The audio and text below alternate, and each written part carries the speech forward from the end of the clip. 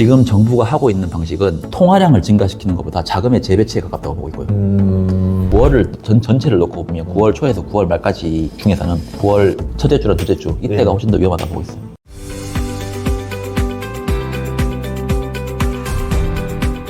안녕하세요. 이번 시간에는 성상현 과장님을 모시고 미국 경제 이야기 해보도록 하겠습니다. 지금 뭐 9월 들어서 증시가 요동치고 있는데 좀 많이 좀 긴장이 됩니다. 반갑습니다. 예. 네, 안녕하십니까. 예, 뭐 간단하게 좀 먼저 요약을 하자면은 저번에 4월달 같은 경우는 일시적인 조정으로 끝나고 바로 반등을 줬잖아요. 이번에 9월달 조정은 어떻게 보세요? 비슷하게 봅니다. 9월 달도 미국 정부가 의도적으로 지금 장을 좀 빼고 있다. 예. 그거를 유동성으로. 유동성으로? 네.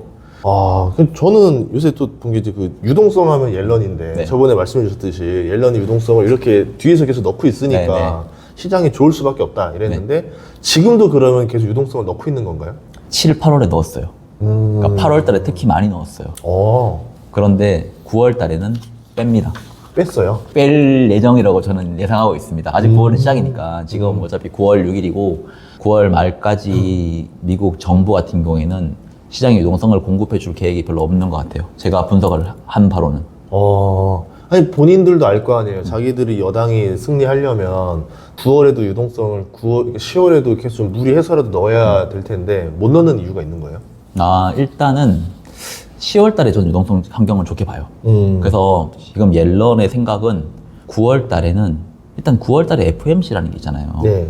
연준은 금리 인하를 경기가 어느 정도 둔화가 돼야지 합니다. 물가 잡았다고 해서 금리 인하하고, 그러니까 물가가 당연히 중요한데 단순하게 물가만 잡았다고 해서 절대로 금리 인하를 안 하기도 하고 시장이랑 그러니까 국민들이랑 커뮤니케이션이 잘 안 맞아요. 그렇게 하면 경기가 침체되면 금리 인하를 할 수 있는 명분이 생겨요. 그런데 경기 침체를 만드는 게 아니라 경기가 좀 둔화되고 있습니다 정도만 정부가 좀 만들어줘도 연준은 금리를 인하할 수 있는 명분이 생기는 거고, 그런 게 어떻게 하다 보니까 9월 달에 맞은 거고 10월 달에는 뭐 어찌됐건 간에 저희 좋게 보는 이유가 유동성을 4분기에는 공급하려고 하는 게 보이거든요. 네. 정부가. 근데 그 유동성을 4분기 중에서 10월 달에 좀 집중적으로 해야 풀 때 내가 푼 만큼이 그대로 투입이 되면 제일 좋은 거거든요. 풀었는데 효과가 안 나오면 크게 영향이 없잖아요. 그쵸, 그쵸. 그 효과가 10월 달에 해야지 제일 많이 나오고요. 일단 첫 번째로. 그리고 11월 달에 대선이 있기 때문에 민주당 같은 경우에는 일단 옐런이 민주당이잖아요. 예. 그러면 증시에 그렇게 악효과를 내려고 하는 것보다는 좋은 방향으로 해줘야 민주당이 이번 선거에서도 어떻게든 좀 선방할 수 있지 않을까라는 걸 생각을 하고 있다고 생각을 하고 있습니다. 그러면 어떻게 보면은 지금은 이제 어떻게 보면 자기들끼리 스토리를 만들어 가는 거네요. 축구로 치면은 패스를 주고 받으면서 네. 살짝 9월 달에 좀 금리 내릴 수 있게 해가지고 이제 한다면은 그러면 미국에서 원하는 게 0.25 인하를 원하는 거예요? 0.5% 인하를 원하는 거예요? 지금 뭐 누가 미국 정부가 아니면 미국 정부가 원하는 거예요? 0.25죠. 0.25. 0.25? 네, 네. 그리고 네. 유동성을 넣었다가 뺐다가 이거를 잘 하려면 예. 금리의 흐름이 매우 중요하거든요. 예. 유동성을 풀려고 하면 미국 정부가 지금까지 해왔던 방식이 단기 채권을 엄청나게 풀었어요. 네.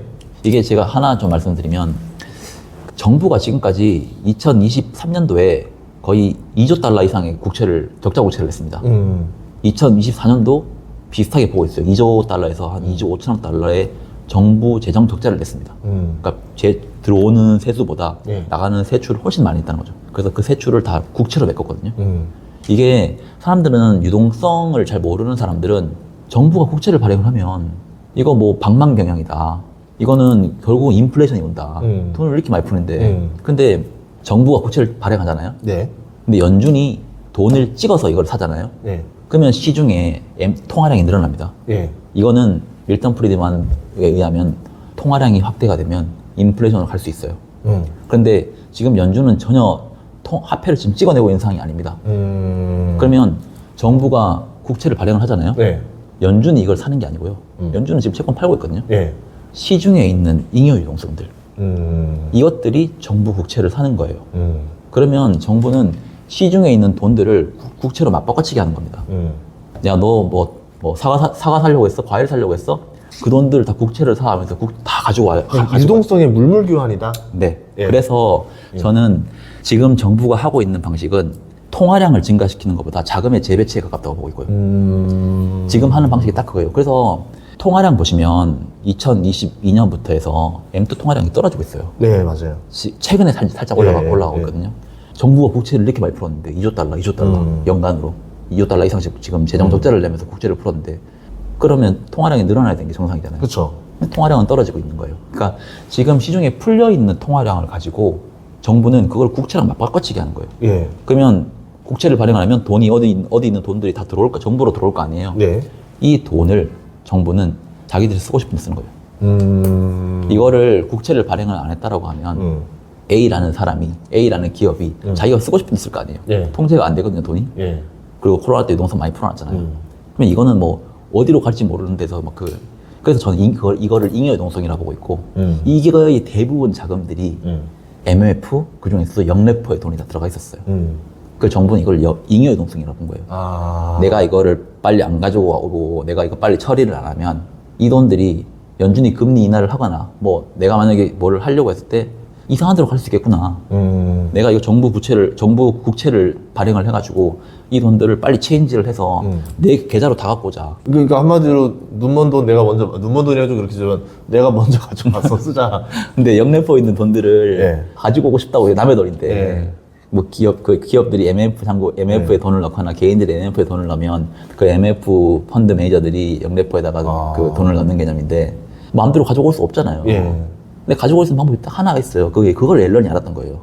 그 영래포 잔고에 주는 이자 금리가 미국 기준금리 하단 5.25 대비해서 OBP를 더 주고 있는 거예요. 그럼 5.30을 주고 있었거든요. 예. 내가 단기 국채를 5.31, 5.32, 5.33 이런 식으로만 발행을 해주면 너 영래포 살래, 1개월짜리 단기 국채 살래, 단기 국채로 다 오거든요. 그러니까 그쵸. 금융시장은 이 정도로 1BP, 2BP지만 예. 내가 조금만 돈을 더 주면 그냥 알아서 옵니다. 그렇게 해서 저쪽에 있던 유동성을 일로 쫙 다 빨아왔다. 다 빨아왔죠. 예. 예. 그러면 시중에 풀려있는 통화량은 그대로잖아요. 예. 연준도 화폐를 찍어서 사는 개념이 아니잖아. 예. 그냥 영래포에 있는 돈들이 정부의 그 TJ라고 현금 계좌가 있거든요. 거기로 다 들어왔어요. 그래서 2023년부터 해서 2024년 현재까지 단기 국채의 발행 비중을 어마어마하게 늘렸습니다. 거의 원래는 장기와 단기를 5대5로 늘려야 된다고 하면 예. 이번에는 장기와 단기를 거의 8대2 정도로 발행을 했다고 보시면 돼요. 그래서 전체 국채에서 차지하고 있는 단기 국채 비중이 23%, 24%까지 올라왔어요. 네. 원래는 적정 수준은 15에서 20입니다. 근데 그걸 23, 24까지 올려서 사람들은 뭐 이거에 대해서 막, 야, 이건 뭐냐. 그리고 공화당 사람들은 단기 국채를 왜 이렇게 마음대로 발행하냐. 옐런이 뭐 이상한 짓 하고 있다. 그런데 정부는 그냥 그 사람들의 생각 말하는 거는 그냥 노이즈고 네. 우리는 여기에 말은 당연히 그렇게 안 하죠. 예. 우리는 여기 있는 잉여 유동성을 다 가지고 와서 돈을 쟁겼고 이 돈을 시장이 푸는데 우리가 원하는 곳에 타겟팅해서 풀겠다. 그게 뭐 국채이자도 되겠고 반도체, AI, 인프라, 데이터 센터 짓고 하는 거에 다 보조금 형태로 지원해주고 예. 그리고 국방비 지원해주고 이거를 그러면 채권을 발행하면 통화량이 늘어나는 게 아니고 채권을 발행을 하면 정부에 돈이 들어오는 개념이에요. 그래서 이거를 사람들이 잘 이해를 못 하더라고요. 예. 우리는 항상 양적 완화만 봤잖아요. 예. 문제가 은행이 폭삭 망하니까 정부는 국채를 찍어내고 연준은 그걸 화폐를 발행해가지고 그걸 다 사주고 그러면 통화량은 다 늘어나고 네. 그렇게 발행된 돈들은 시중에 풀어주고 예. 막 그런 개념이거든요. 그렇게 봤는데 지금 하고 있는 거는 절대 그 양적 완화는 아닙니다. 대신 이제 유사 양적 완화랑 비슷하죠. 대신에 이거는 이렇게 되는 거는 어떻게 보면 하나의 묘수긴 하지만 영원히 들어올 수 있는 유동성은 아닐 거 아니에요. 그렇죠. 그래서 예. 영래포가 2023년도에 2조 달러 이상이 거기 돈이 있었거든요. 그거를 단기 국채를 발행하면서 지금 거의 다 뺐습니다. 그러면 지금 이제 3천억, 4천억? 영래포권 다 써먹었고 네. 이제 또 무슨 원유 채굴하듯이 또 시추구멍 또 뚫어야 되는 거 아니에요? 그러면 이제는 예. 장기와 단기를 과거에 발행하는 것처럼 비율로 가야 됩니다. 근데 그 잘 보세요. 옐런은 금리가 올라갈 때 누구나 다 그렇겠지만 금리가 올라가면 장기 금리로 대출하고 싶으세요? 금리가 너무 금리가 지금 최고 금리인데 아니죠, 난 여기서 아니죠. 30년 고정금리로 발행하겠습니다. 그래서 스팟으로 쓰고 싶은 거죠. 예. 네. 예. 연준 똑같아요. 채권을 발행하는 거는 정부 입장에서는 빚이잖아요. 금리가 기준금리를 엄청나게 올리고 있는 상황이고 올려놓은 상황이잖아요. 그러면 당연히 단기로 계속 돌리는 게 맞지 않겠어요? 그쵸, 이거를 그쵸. 내가 10년짜리 금리, 30년짜리 채권으로 발행을 해버리면 30년 동안 지금 금리가 다 확정이 돼버리는 거예요. 예, 그러면 재정 적자가 엄청 심각해지니까. 그래서 정부가 경기 둔화를 유도하는 게 연준의 금리 인하를 할 수 있는 명분도 주는 거긴 하지만 얘네들도 국채에 대한 리밸런싱을 이제 해야 됩니다. 장기 국채는 성장이 떨어져야 그리고 경기가 둔화가 돼야 사람들이 사거든요. 물가가 떨어져야. 그럼 예를 들어 생각했어요. 2023년도, 2024년도 단기 국채를 통해 가지고 조달을 하고 2024년 하반기부터 내년 2025년, 2026년은 장기채로 우리는 발행을 할 거다. 대신 금리는 떨어뜨리고 난 뒤에. 그래 떨어뜨리고 그러면 이 빚으로 갚겠다. 네. 장기채가 6월 달에만 해도 4.3, 4.4였어요. 예. 작년에 5%였어요. 예. 지금 3.몇 %입니다. 장기 금리가 1%가 떨어지잖아요. 네. 1%포인트 떨어지잖아요. 미국 지금 정부가 지출하고 있는 이자의 16%에서 17% 정도의 이자 나가는 비용이 줄어듭니다. 그러면 얘네들은 여기서 더 떨어뜨린다고 하면 계속 그 비용은 떨어집니다. 그러면 가지고 있는 돈에서 예전에는 국채 이자로 일정 부분 많이 돈이 나갔는데 또 아이들만이 더 생기는 거예요. 그럼 2024년보다 2025년은 반도체 AI 쪽으로 지원할 수 있는 금액이 더 커집니다. 그러면 그러니까 한마디로 결국 우리 이자라는 개념으로 치면 결국은 부채의 크기도 중요하지만 이자율이 떨어지면은 빚을 더 많이 낼 수 있다. 그렇죠. 그럼 내년에는 빚을 더 내가지고 지원금이나 정책을 더 세게 하려고 한다. 그러면 내년에는 또 상승장이 올 수 있다 이렇게 보는 저는 정부가 지금 AI 제가 조금 이따 자세하게 또 풀 건데 AI 같은 경우에 특히 반도체 단순하게 기업들 돈벌이 대상으로 절대 지금 생각 안 하고 있고 국방과 안보와 패권 중심, 패권의 관점으로 지금 접근을 하고 있다고 보고 있습니다. 그러면 돈도 계속 퍼부어줘야 되고 내가 지금 예를 들어 돈이 100이 있어요. 이 돈을 민간들, 개인들 부양시키는데 지금 쓸 수 있는 여건이 아닙니다. 지금 이건 빨리 치고 가야 되는데. 근데 만약에 경기 침체가 와버린다? 여기 돈 써야 되잖아요. 그러면 이거는 훨씬 더 큰 비용을 지불해야 되는 관념이에요. 절대 그 경기 침체에 빠지게 안 둘 거라는 게 제 생각입니다. 어떤 방법을 써서든지. 그거는 민주당이든 공화당이든 관계없습니다. 그거 뭐 어차피 얘네들 다 미국 사람들이고 하원, 상원, 뭐 다 국회의원들이 다 미국 사람들이고 미국이 잘 되는 게 첫 번째잖아요. 미국은 지금 중국과 그리고 AI에는 저는 진심이라고 보고 있어요. 당과 관계없이. 그래서 그런 관점으로 보면 돈은 그쪽으로 지원을 해줄 거예요. 경기 침체가 빠지면 그쪽으로 지원금이 떨어질 거 아니에요. 그거를 원하지 않는다고 생각하고 있습니다. 그러면은 이제 어떻게 보면 이제 IRA2 같은 게 나오면서 저는 지원법 계속 나올 거라고 보고 있고요. 계속 나오면서 유동성을 계속 퍼붓게 되면은 그 관련된 산업들이 어떻게 보면 수혜 기업이 될 수도 있겠다. 네. 나중에 한번 정부 지출 한번 보시면 정부의 의무 지출이라는 게 있어요. 뭐 메디케어부터 해가지고 사회복지 그게 한 70% 돼요. 재정 지출이라는 게 있어요. 이게 반반에서 국방, 비국방으로 나누는데 비국방에 뭐 우리가 알고 있는 반도체법, IRA법 다 그런 비국방에서 돈이 다 나갑니다. 국방은 국방비로 나갑니다. 그런데 국방은 15%, 뭐 비국방이 15% 되거든요. 국방에서도 예전에는 군사들 그냥 월급 주는 걸로만 국방비를 다 지출했는데 지금은 국방수공법이라는 걸 가지고 해서 국방에서도 AI와 반도체는 우리 안보의 관점에서 접근해야 되는데 이쪽에서 지원을 해줘야 된다. 그러면 사실상 여기서만 돈 나가는 게 아니에요. 재정 지출 전체에서 지금 나가고 있어요. 그리고 의무 지출에서 이자 비용이 만약 줄어든다? 이게 더 재정 지출로 갈 수 있는 상황으로 좀 갈 수 있다고 보고 있고 최근에도 뭐 지금 우리가 모르는 법들 있잖아. 좀 못 들어본 법들. 막 영어로 됐으니까 다 못 찾잖아요. 그렇죠. 그런 법들 엄청 많아요. 그러니까 그게 전부 다 AI 반도체 하는 기업들한테 보조금 지원하는 방식입니다. 그 대기업들한테. 그게 지금 펜타곤이랑 국방부들은 지금 대기업들이랑 그걸 다 맺고 있고요.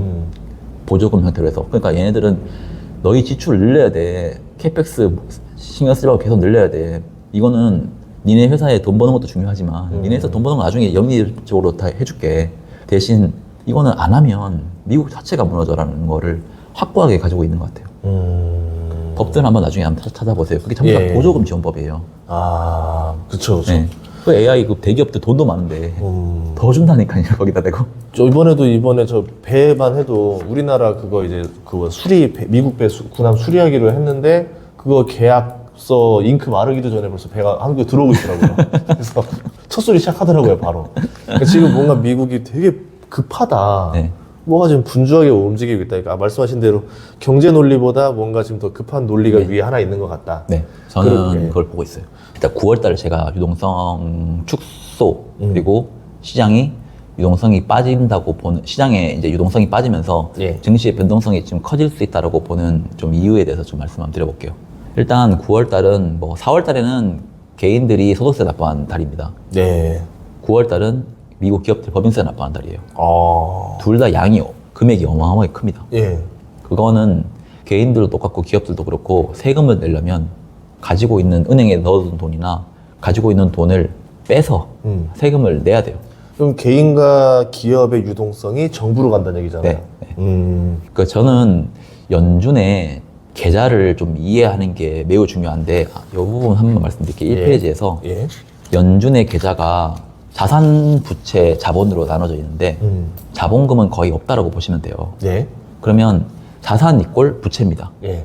부채에 우리가 알고 있는 지급준비금, 영래포, 정부의 현금잔고인 TGA, 그리고 시중에 떠다니고 있는 동전통화들, 예. 그게 부채에 들어가 있고요. 자산 쪽에는 미국 연준이 가지고 있는 국채 포트폴리오, 그러니까 국채, MBS 이런 거 들고 있는 포트폴리오, 그리고 SVB 사태 때 지원해줬던 대출들, BTFP 대출들, 이겁니다. 그래서 자산이 있고 부채가 있어서 자산이 떨어지면 부채도 떨어집니다. 네. 자산이 올라가면 부채도 올라갑니다. 그래서 연준의 양적 완화를 하면 연준이 국채 막 사는 거잖아요. 그럼 자산이 올라가잖아요. 네. 그러면 지급준비금이든 영래포든 어느 계좌에서 돈이 채워지면서 같이 따라서 올라가줘야 돼요. 연준이 양적 긴축을 하잖아요. 네. 그러면 지급준비금이든 영래포든 어디서 돈이 빠져나가야 돼요. 네. 그런데 최근에 연준이 양적 긴축을 하고 있잖아요. 근데 옛날에 영래포라는 계좌가 없었을 때는 연준이 양적 긴축을 내버리면 지급준비금에서 그대로 돈이 빠져나갔어요.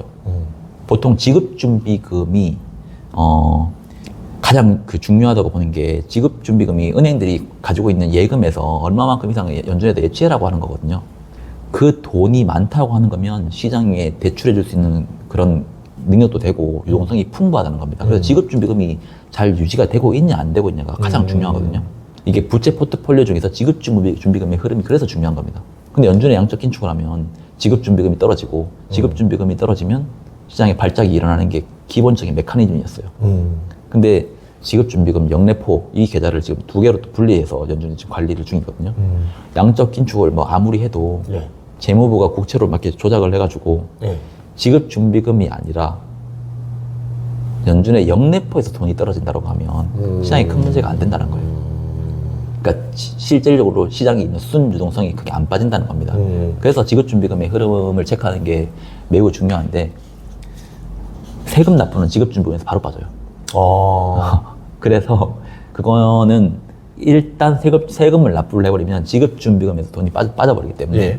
시장의 변동성이 클 수 있어요. 근데 그게 언제 더 크냐고 하면 지급준비금이 간당간당할 때 지급준비금이 이만큼 원래 이 정도가 적정인데 그쵸, 그쵸, 70이 그쵸. 적정인데 네. 100을 가지고 있으면 네. 10 빠지는 게 큰 의미 없잖아요. 그렇죠. 근데 70이 적정인데 71이면 이거는 진짜 10 빠지면 그렇죠. 문제가 될 수 안 있잖아요. 되는 거잖아요. 예. 그게 전 지금 거의 다 왔다고 보는 거예요. 아. 그래서 연준의 양적 긴축도 조만간에는 이제 긴축도 종료를 할 거라고 보고 있어요. 그게 이따가 한번 말씀드릴 건데 GDP 대비해서 지급준비금 비율이 어느 정도가 되면 적정한지 우리가 지급준비금 대비해서 GDP 대비해서 지급준비금이 몇 퍼센트 되면 양적 긴축을 종료를 해야 될지에 대한 연준 논문들이 많아요. 보통 8에서 9%면 양적 긴축 종료예요. 근데 지금 11%거든요. 예. 11%면 이제 위험 수준으로 어느 정도 내려온 상단입니다. 상단. 예. 8에서 11이 이제 어느 순간에는 중단을 해야 되는데 11%까지 지금 떨어져 있는 상황이거든요. 그러면 상단까지는 왔다는 거예요. 이제부터는 근데 세금을 납부하면 더 떨어질 거 아니에요? 예. 그러면 이제 언제든지 언제 발작이 와도 이상하지 않는 시장은 지금 돌입을 했다는 겁니다. 그 만약에 이게 주의국 준비금이 떨어진다는 얘기면은 은행이 대출을 더 과감하게 할 수 없고 이제 회수를 해야 된다는 얘기 아니에요? 지급준비금이 떨어진다고 하는 거면 예. 어쨌든 은행들이 가지고 있는 예금 대비해서 예. 일정 부분을 지급준비금에 넣었다는 그쵸, 거잖아요. 그쵸. 지급준비금이 떨어졌다는 하는 예. 거는 이게 증시에 이꼴로 정확하게 이루어지지 않지만 대출을 해줄 수 있는 한도가 줄어들고라는 것을 금융시장이 느끼게 될 거고 예. 대출이 줄어들면 앞으로 더 좋아질 일이 없지 않을까? 은행이 그렇게 여유가 없지 않을까라는 거를 감지가 된다는 거예요. 근데 이게 과거에도 놓고 보니까 지급준비금이 일정 이하로 떨어지면 실제로 발작이 일어났다는 거죠. 지금 같은 경우는 뭐 개인들 그 신용카드 연체율 막 올라가고 있고 뭐 기업들도 그런 상태에서 만약에 이것까지 만약에 딱 그걸 건드려 버리면 대출 안 되면 이렇게 연장 안 되면 이렇게 되면서 갑자기 여기서부터 막 뭐가 터지기 시작하는 거죠. 그러면 저번에 그때 작년 3월 달인가 실리콘밸리 뱅크 터지듯이 또 뭐 하나 터트려가지고 아마 말씀하신 그 발작을 일으킨 다음에 이제서야 좀 이제 옐런이 아주 살려봅시다 이러면서 우리 좀 다시 돈 좀 풉시다 이렇게 되면서 이제 명분을 만들어주고 과감한 금리 인하 그리고 이제 과감한 유동성을 빵 때리면 아까 같은 또 그런 사태가 온다는 거죠. SBB 사태도 보면 연준은 양적 긴축을 하면서 국제 포트폴리오를 줄이고 있었잖아요. 근데 소형은행이 터져버린 거예요. 그러니까 BTFP라고 하는 거를 다시 대출해주면서 늘린 거잖아요. 그 양적 긴축이 감소되는 거를 BTFP로 막았다는 겁니다. 실질적인 자산이 안 빠졌다는 겁니다. 그런 식으로 이제 하는 거고 이제 지금 양적 긴축을 하고 있는 상황에서 소형은행이 아니라 뭔가 다른 데서 뭐가 터진다? 그러면 이제 이거 못 하겠죠. 그러다 갑자기 양적 완화로 갈 수도 있다는 겁니다. 그리고 이 BTF가 이게 만기 1년짜리였었잖아요. 그래서 이게 종료돼가지고 이제 다 상환하는 구간이잖아요. 그러니까 내년 3월이 상환 종료고요. 9월부터 해서 3월달까지 이제 앞으로 계속 상환될 거예요. 이것도 사실 유동성 긴축입니다. 그러면 이제 어떻게 보면은 이 상태에서 일부러 어떻게 보면 약간 저는 그 생각도 했거든요. SVB 사태도 노린 건가? 뭔가 구실 하나 필요했던 건가? 뭐 이제 의도하지 않든 간에 그러면서 어떻게든 돈을 풀 수 있는 계기가 됐는데 이걸 또 구실 삼아서 돈을 또 풀 수도 있다라는 거잖아요. 그렇죠. 근데 양적 완화로 가면 다시 인플레이션이 갈 가능성이 높거든요. 저는 양적 완화보다는 서서히 바람을 빼는 정도로 가려고 생각하는 것 같고 하고 있고 양적 긴축 종료 정도로 끝내지 않을까. 그리고 양적 완화로 다시 가면 뭐 지금 뭐 진짜 버블로 가는 거죠 그때는. 그렇죠. 아니면 진짜 완전 급락이 왔다가 올라가는 거. 저는 그 시나리오는 안 보고 있고. 근데 지금 이제 양적 긴축 종료가 되는 시기는 제 생각에 얼마 안 남은 것 같아요. 한 1분기 정도 남은 것 같아요. 그러면 말씀하신 대로 9월 달은 어쨌든 좀 시장에 리스크가 되게 좀 올 수 있는 시기다. 일단 세금 납부 첫 번째. 그리고 두 번째 연준은 재무부는 분기마다 우리가 우리 현금 잔고에 돈 얼마 채워놓을 거야. 이번 달 뭐 6월 말에까지 얼마 채워놓을 거야. 9월 말까지 얼마 채워놓을 거야. 그거를 분기마다 발표를 해요. 3분기에 우리 얼마까지 채워놓을 거라고 발표한 게 8,500억 달러예요. 근데 8월 말 기준으로 지금 7,600억 달러까지 채워놨습니다. 그러니까 뭐 많이 그러니까 더 채워야 되는 상황이에요. 그렇죠. 채워야 된다고 하는 거면 결국은 지급준비금이나 영래포에서 돈을 빼가지고 일로 채워놔야 된다는 거거든요. 근데 지금 영래포는 나올 돈이 없어요. 그러면 지급준비금에서 빼야 되거든요.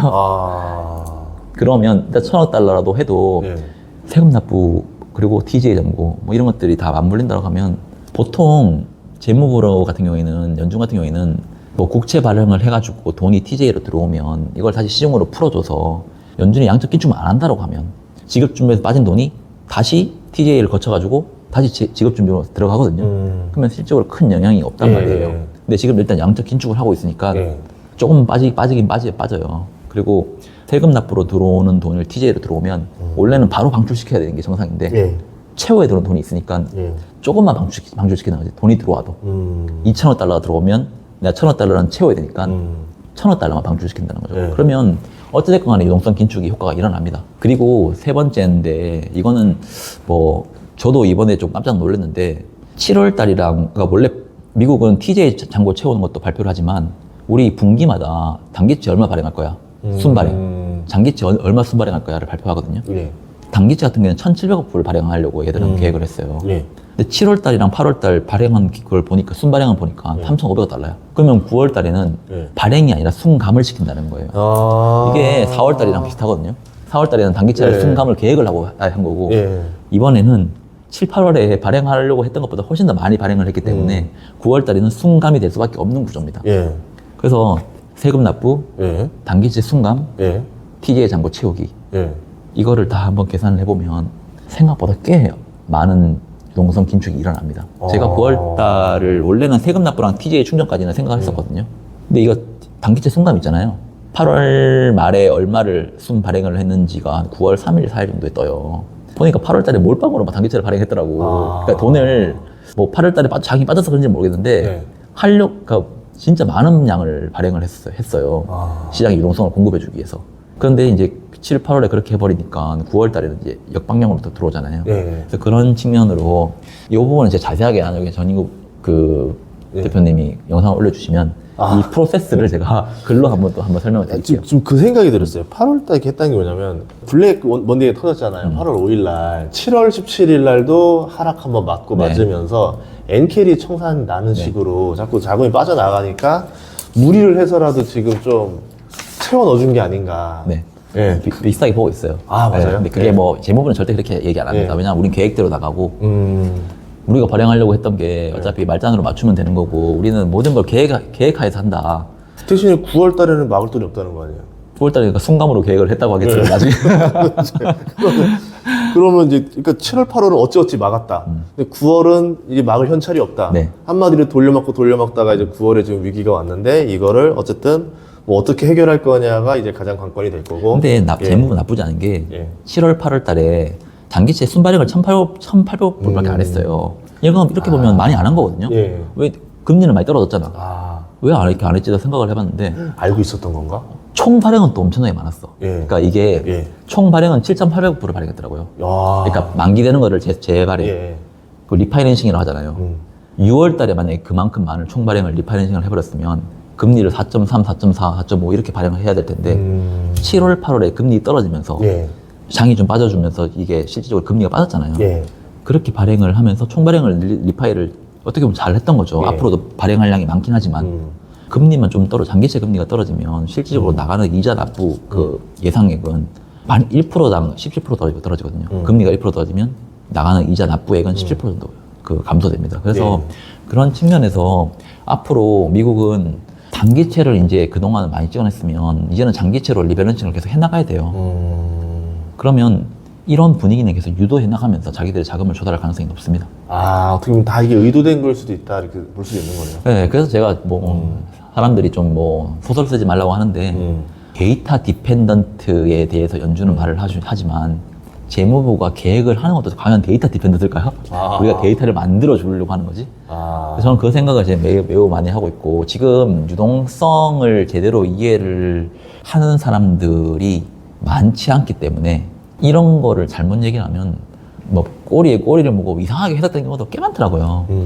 제가 서두에 말씀드렸던 것처럼 정부가 국채를 많이 풀면 시중에 통화량은 늘어난다. 사실 네. 이거부터가 잘못됐어요. 양적 완화를 해야 늘어납니다. 예. 그래서 그런 것들 하나하나가 지금 제대로 이해를 하는 사람이 많이 없기 때문에 뭐 옐런 정부가 뭐 이상하게 한다. 옐런 재무부가 이상하게 한다. 근데 저는 뭐 옐런 재무부가 지금 하고 있는 방식은 지극히 미국 중심으로 하고 있는 거고 지극히 천재적인 방식으로 하고 있다고 보고 있어요. 이렇게 이것보다 더 잘할 수 있는 방법이 있습니까? 라고 말했을 때 공화당에 누구도 나오지 못할 것 같아요. 저는 그렇게 보고 있습니다. 지금 딱 말씀하신 거 듣자마자 저는 어떤 생각이 드냐면 배구하는 느낌이 났어요. 공이 날라오면 제일 중요한 게 이 리시브예요. 받아서 토스하는 사람한테 정말 딱 좋게 통 쳐주면 네. 이 토스인 사람이 또 스파이크 때리는 사람한테 아주 보기 좋게 딱 띄워주면 이 사람이 결정타를 탁 내리잖아요. 그렇죠. 네. 지금 딱 연준과 이거와 유동성 관계가 지금 딱딱딱 지금 1, 2, 3를 맞춰서 가고 있다. 우리 서로 예. 엇박자나면 경기 침체입니다. 한 번이라도 틀리면 예. 스파이크를 못 때려요. 네, 그냥 그래서 넘겨야 돼요. 예. 이게 중요해요. 그거 아. 서로 그 궁합. 예. 예. 지금 연준은 긴축으로 시장이 M2가 안 풀리게 M2 풀리는 건 대출을 많이 하면 M2 풀리거든요. 예. 대출이 안 풀리게 조절을 해주고 정부는 국채 발행으로 자금을 끌어오고 그 끌어온 자금으로 지금 미국이 나아가야 될 방향에 집중적으로 지원해주는 방향. 그게 코로나 때는 개인들 계좌에 꽂아주면서 다들 인플레이션 때문에 고생했잖아요. 네. 지금 그 방식이 절대 아닙니다. 개인 계좌에 꽂아주는 방식이. 지금은 대기업한테 더 많이 꽂아줍니다. 보조금으로. 왜냐하면 얘들이 뭐 AI라고 하는 게 지금 당장 시작해서 바로 돈 벌 수 있는 게 아니잖아요. 그렇죠, 그렇죠. 그러면 기업들은 이익을 위주로 움직이는데 매출액 대비해서 자본주 지출이 많이 캐펙스가 올라가는 거에 대해서 그건 누구도 원하지 않죠. 왜냐하면 주주들도 원하지 않죠. 그렇죠, 그렇죠. 근데 지금 막 늘리잖아요. AI는 우리의 나아가야 될 방향이다. 그게 추후에는 다 기업의 영리적으로 이익으로 다 잡힐 거예요. 그게 인터넷 버블 때도 똑같았어요. 그리고 뭐 과거에도 똑같았고. 근데 처음에는 매출에 나오는 것보다 무조건 다 많이 지출해야 돼요. 그러니까 정부의 지원이 없으면 할 수도 있겠어요, 그거를. 아무리 대기업이라고 해도. 무한정 돈이 나오는 기업도 아니고. 그런 측면으로 보면 지금 정부는 얘네들을 계속 채찍질을 해서라도 당근과 채찍을 계속 주면서 지금 이 테마를 단순 테마가 아니라 우리의 패권과 연결시켜서 나갈 수 있도록 계속 끌고 가려고 하고 있어요. 그걸 2027년까지 10년, 앞으로 10년 동안 쓸 돈을 앞으로 3년 안에 거의 다 풀겠다라고 하는 게 시간 타이밍이라고 보고 있는 것 같아요. 지금 뭐 10년 내내 뭐 균등분할로 하면 바로 따라잡힌다. 근데 우리가 예산을 이만큼 짰으니까 이만큼 쓸 예산을 이때 쓰는 건 괜찮지 않냐. 이걸 앞으로 계속 협의가 갈 거라 보고 있어요. 그러면 정부 국채를 계속 발행해야죠. 시중에 있는 돈들 계속 끌고 와야 되는데 시중에 있는 돈이 만약에 앵꼬난다? 그때는 연준한테 야 너네 돈 찍어. 가겠죠. 그렇게 해서라도 그게 마지막일 것 같아요. 그게. 왜냐면 예전에 전쟁 얘기 보면은 2차 대전인가 그때 보면 그런 거 있었잖아요. 코카콜라, 허쉬 초콜릿이 그냥 성장한 게 아니라 전쟁에서 군수로 납품하라 해가지고 맞아요. 네. 허쉬도 그랬잖아요. 뭐 진짜 까다로운 조건으로 걸어놓고 맛 없는 초콜릿을 막거라. 군인들이 자꾸 하도 먹으니까 그렇게 만들어 놓고 나니까 이 초콜릿을 대량 생산하고 나서 보니까 이제 기술이 올라오고 코카콜라도 그렇게 또 올라오고 하면서 이제 그때 그 이후부터 돈을 벌었던 것처럼 아마 미국이 그동안 썼던 방식을 또 쓸 방식이 있다. 이번에는 AI가 코카콜라고 허쉬 초콜릿이다. 네. 그렇게 볼 수 있겠네요. 뭐 레이더, 핵기술, GPS 다 그랬다고 보고 있어요. 미국 정부가 성장에 진심을 원할 때는 절대로 기술의 진보는 기업 혼자서만 할 수 있는 게 아니다. 정부가 끌고 가야지. 정부 주도의 모든 것들이 일어났다. 우리 GPS 뭐 지금 뭐 내비게이션 다 쓰고 있지만 그렇죠. 그거 다 군사 전쟁하려고 만든 겁니다. AI가 우리 지금 챗GPT 이거 뭐 검색하려고 만든 거일 거라고 생각하세요? 아니죠. 절대 아닙니다. 전 드론 지휘하려고 만들었던 네. 거거든요. 네. 다 모든 게 무인으로. 그리고 전기차, 우리는 테슬라 전기차만 보지만 나중에 사람이 안 타고 무인으로 다 움직이잖아요. 그죠. 무인 자율 탱크. 예. 그게 다 그거잖아요. 예. 그래서 저는 중국도 지금 거기에 전폭적으로 지금 정부 지원을 하고 있는 거고, 근데 정부는 지금, 중국은 지금 경기 침체가 와서 지금 제가 애매한 상황이 됐잖아요. 예. 미국은 그 방향으로 절대 빠지지 않으려고 노력하는 거예요. 약간 달리기로 치면 언덕 구간이 마라톤으로 치면 언덕 구간이 돌입해서 중국은 지금 힘들어서 꺽꺽꺽대고 있는데 이때 오히려 미국은 부스터를 쓰고 가속도를 붙여서 이때 완전히 따돌려 버리고 AI든 모든 첨단 기술을 확고히 해서 절대 이제 전쟁 날 수 없는 수준까지 벌려놓고 이제 힘을 더 유지하러 패권을 유지하겠다. 그러려면 예. 연준이 도움이 필요해요. 금리를 너무 많이 내리면 안 돼요. 금리를 너무 많이 내리면 신흥국이 살아납니다. 예. 예. 모두가 또 다시 버블로 가는 방식으로 가면 예. 우리만 독주에 달려야 되는데 얘들도 갑자기 비타민 먹고 뛰어다니면 속도를 격차를 벌릴 수 없잖아요. 그래서 저는 기준금리에 대한 인하 프라이싱도 뭐 조만간 FOMC 9월 달에 발표를 하겠지만 과도한 인하에 대한 프라이싱은 좀 위험하다고 보고 있어요. 그걸 안 해야 미국이 더 잘 갑니다. 대신 인하는 하겠죠.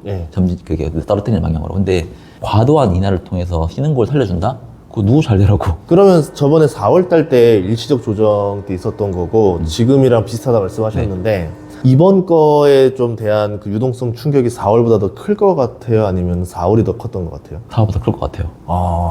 그런데 이제 뭐 FOMC에서 파월이 얼마만큼의 커뮤니케이션을 해줄지 모르겠지만 어찌됐건 간에 그 9월을 전체를 놓고 보면 9월 초에서 9월 말까지 있는 중에서는 9월 첫째 주랑 둘째 주 이때가 훨씬 더 위험하다 보고 있어요. FOMC에서 그거를 한 번 더 충격을 내리꽂을지에 대해서는 좀 생각을 해봐야겠지만 유동성이 제일 안 좋은 상황은 그때 앞에서 줍니다. 그래서 제가 방송을 좀 한 3일 정도 빨리 나왔어야 되는데 전인가 8월 말에 전망을 해줬어야 되는데 제 전망은 바뀐 게 없거든요. 근데 지금 빠지고 있는 상황에서 빠진다고 하면 내가 너 빠지니까 다 보고 빠진다고 누가 말 못해. 저는 뭐 제 개인적으로 블로그 쓴 데도 그랬고 9월 달은 계속 조심하라고 했고 8월 달부터 그 생각을 계속 저는 견지를 하고 있습니다. 근데 지금 지수로 치면 그렇게 빠진 건 아니에요. 나스닥으로 치면 19,000선 언저리거든요. 약간 그쵸, 아래이긴 하지만. 그런데 지금 보시는 거는 이거보다는 더 큰, 좀 더 아래 충격이 올 수도 있다고 보는 거잖아요. 그쵸, 예. 예. 그 옌캐리 청산 같은 그런 충격은 아닐 거라고 보고 있고요. 예. 그냥 4월달 보면 계속 빠졌잖아요. 줄줄줄 예. 흘러내려 7월달도 줄줄줄 흘러내리다가 8월 초에 한 방 그냥 두드려 맞은 거잖아요. 예.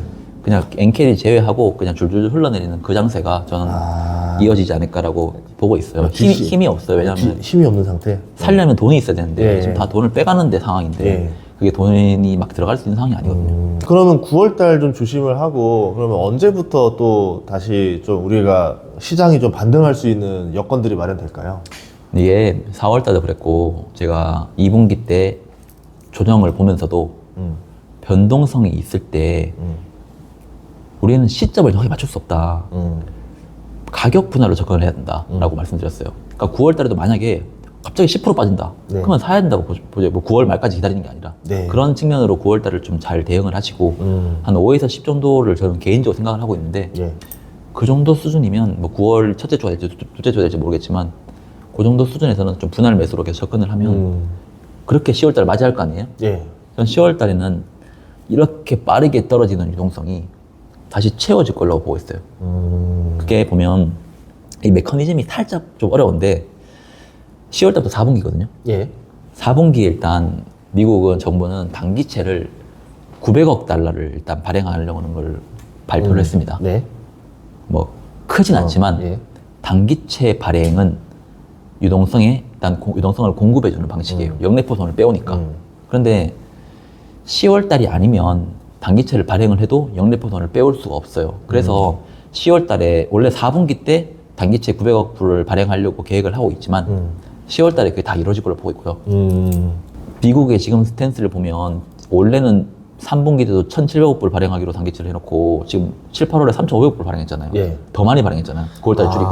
왜냐하면 역내포인 돈들을 최대한 빼올 수 있는 건 10월밖에 없다고 생각할 거기 때문에. 그게 미국의 기준금리 움직임과 매우 유사해요. 간단하게 말씀드리면 미국 1개월 금리는 기준금리 인하를 선반영하면서 먼저 떨어집니다. 역내포는 금리 인하를 해야 금리가 떨어집니다. 그래서 1개월 금리 추이 보면 7월, 8월 달에 보면 1개월 금리가 5.335 막 이랬어요. 예. 근데 지금 9월 초잖아요. 지금 5.17이에요. 그게 왜냐하면 근데 역내포는 5.3이야. 예. 금리 인하는 안 했어. 예. 근데 FOMC는 9월 17일이야. 예. 그러면 역내포 같은 경우에는 기준금리 인하를 하면 5.05로 떨어질 거거든요. 예. 그러면 9월 1일에서 9월 17일까지는 5.3을 주지만 9월 17일에서 9월 30일까지는 5.05를 줄 거 아니에요. 예. 그 1할 계산해보면 대충 그 5.17 아. 나옵니다. 그래서 지금은 미국 1개월 금리가 5.17로 가 있고 예. 지금 단기채를 발행을 해도 예. 역내포에서 돈이 빠져서 이거 사겠어요? 예. 안 살 거 아니에요. 그쵸, 그쵸. 그러니까 지금은 단기채를 공급을 해도 그 공급량이 안 되는 거예요. 그래서 옐런 정부가 잘하는 게 7, 8월에 몰빵 단기채 더 많이 발행. 10월 달에는 어차피 발행을 하나 순감을 하나 똑같다. 어차피 역내포로 채워진다라는 거를 생각을 했던 것 같고 FOMC에서 인하를 하잖아요. 예. 그럼 9월 17일에서 10월 달에 FOMC 없잖아요. 예. 그럼 1개월 금리는 5.05보다는 위에 있을 거예요. 그러면 10월 달에 단기채를 발행을 하면 예. 역내포의 돈을 또 끌어올 수 있어요. 그러면 10월 말 정도 되면 또 그게 또 떨어져요. 그렇게 되고 그러면 11월 어쨌든 대선이니까 10월 달에만 어쨌든 뿜어내주면 뭐 선거는 알아서 되고 나면 그 다음부터 난 모르겠다. 좀 네. 쉬던가 말던가. 네. 그거 이어지면 어찌됐건 간에 단기채를 10월 달에 뿜어주면서 예. 역내포인 돈을 끌어올 거고 예. 그거를 시중으로 방출해주면서 유동성을 공급해주는 방식을 저는 옐런이 취할 거라고 보고 있고요. 그리고 옐런은 멘트 요즘에 하나하나 기사가 나오고 있는데 선거에 이제 개입하고 있어요. 가만 보고 있으면 선거에 개입해요. 우리 IRA법이 얼마나 좋은 건데 공화당이 지금 그거 바로 폐지하려고 한다. 이거 해가지고 단순하게 우리는 전기차 이런 거 보조금이 아니다. 너희 신재생 이런 거 할 때 우리가 니네 집에 보조금 해주지 않았냐. 그 지금 기름 썼으면 돈 이만큼 나왔을 텐데 지금 신재생 해가지고 괜찮지 않냐. 라는 거를 계속 어필을 하고 있다니까요. 빈민층이라고 그랬지만 예. 저는 이게 국민들한테 그거를 돌아다니면서 하는 거 보면 철저하게 민주당의 편에서 설 가능성이 높습니다. 그러면 10월 달에 유동성을 공급했을 때 제일 확실한 달이 10월 달이거든요. 유동성 공급이 먹히는 것도 10월 달이고 증시가 좋아져야 이길 수 있는 것도 민주당이고 민주당을 원하는 건 민주당이 되는 거를 원하는 건 옐런이고 뭐 이런 거 보면 10월 달에 할 것 같아요. 그러면 이 10월 달에 유동성이 들어오는데 그래도 이제 투자자들이 이 10월 달 유동성을 쓰려면 하필 또 대선을 얼마 안 남겨둔 지점이니까 불확실성이 엄청 올라갈 거 아니에요. 그러면 보통 사람들이 심리상 불확실할 때 쓰지 말고 이후에 써야지 하면서 멈칫할 수도 있잖아요. 그러니까 10월 달에 바로 반등이 안 나오고 대선 결과 보고 오히려 그 쌓아놨던 유동성으로 11월 달에 쓸 수도 있는 거죠. 이게 예. TGA에 있는 잔고를 방출하는 게 옐런을 일단 돈을 쓰는 거거든요. 예. TGA를 방출하면 연준에 이렇게 계좌가 있을 거 아니에요. 예. 그게 은행의 지급준비금 계좌들인데 TGA에서 방출하면 이 지급준비금 계좌에 돈이 꽂혀 있어요. 예. 그럼 지급준비금이 올라갑니다. 쭉. 이걸 쓰고 안 쓰고는 관계없어요. 개인들이 돈 빼가지고. 그쵸. 지급준비금이 올라가면 주식시장과 이게 1대1 매칭은 안 되겠지만 지급준비금이 높다라고 하는 거는 시중에 대출을 해줄 수 있는 유동성이 충분하다는 거고 증시는 이거를 호재로 느낍니다.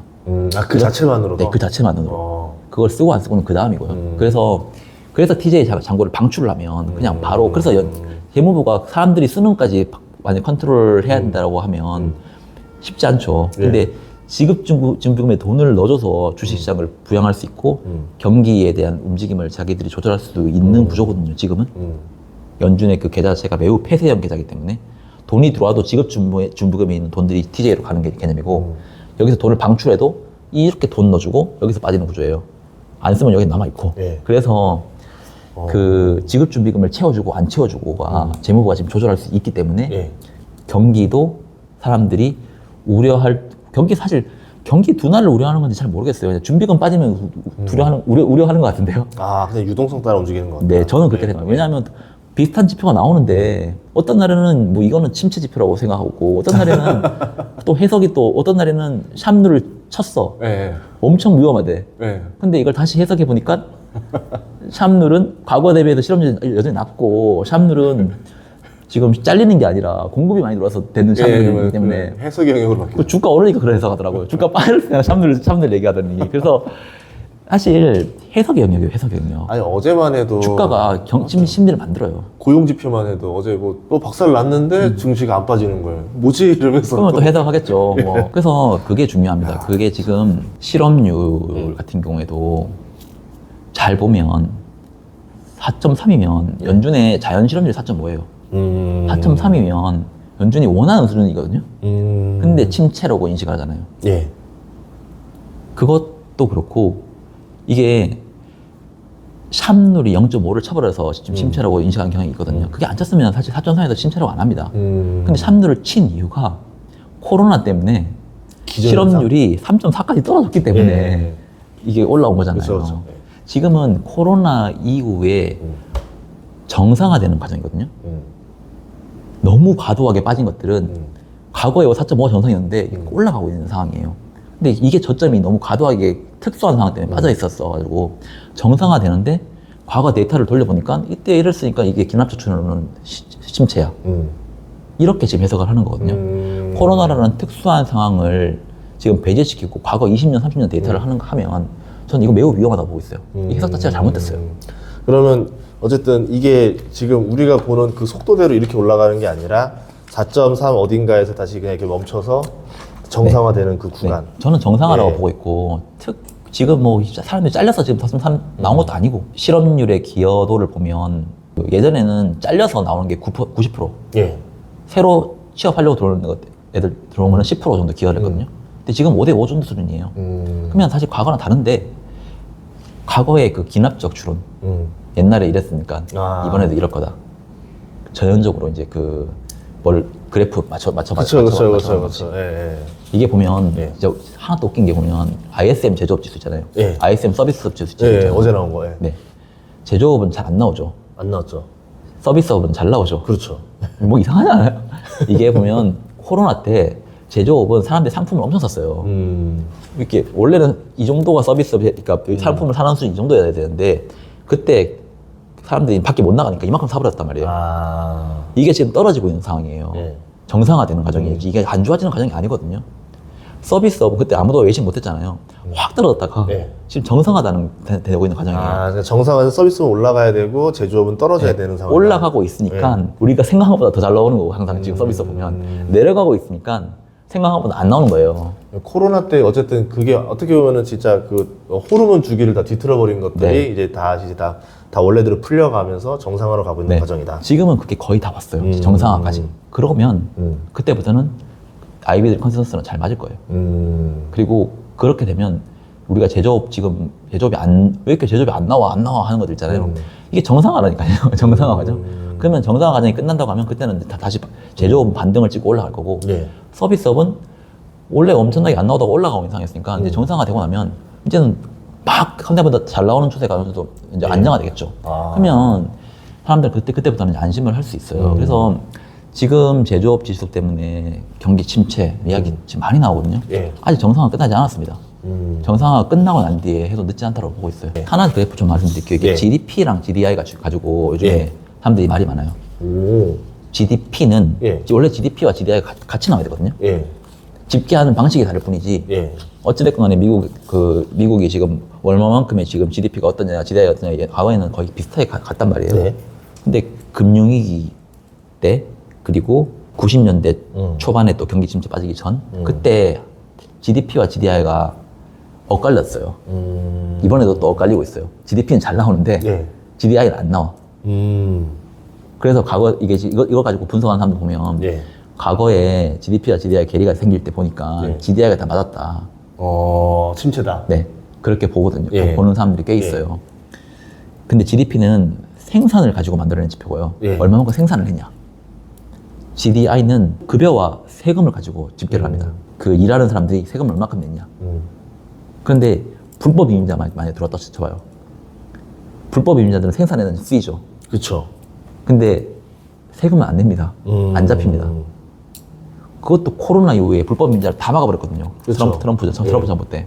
지금 그거에 불법 이민자들이 많이 들어오고 있어요. 많이 들었죠. 이민자들도 지금 계속 예. 그 비자 발급을 해주고 있고, 그게 엄청나게 빠르게 지금 비자 발급을 해주고 있습니다. 그 그래프도 제가 하나 갖고 왔는데, 예. 그렇게 놓고 본다고 하면 과거의 데이터를 가지고 단순하게 GDI가 무조건 맞았으니까 침체로 빠질 거다라고 하는 전망과 이번에 불법 이민자 때문에 GDP가 지금 올라가고 있는 거고 GDI는 안 잡히기 때문에 안 나오는 거다라고 저는 그렇게 생각하거든요. 나중에 뭐가 맞을지는 조만간 나오겠죠. 근데 저는 후자가 더 맞다고 보고 있어요. 이것도 정상화. 불법 이민자가 원래 이만큼 들어왔어. 매년 뭐 300만씩 들어왔어요. 예. 그러니까 그리고 매달 그러니까 불법 이민자뿐만 아니라 그 이민자들이 300만씩 들어왔어요.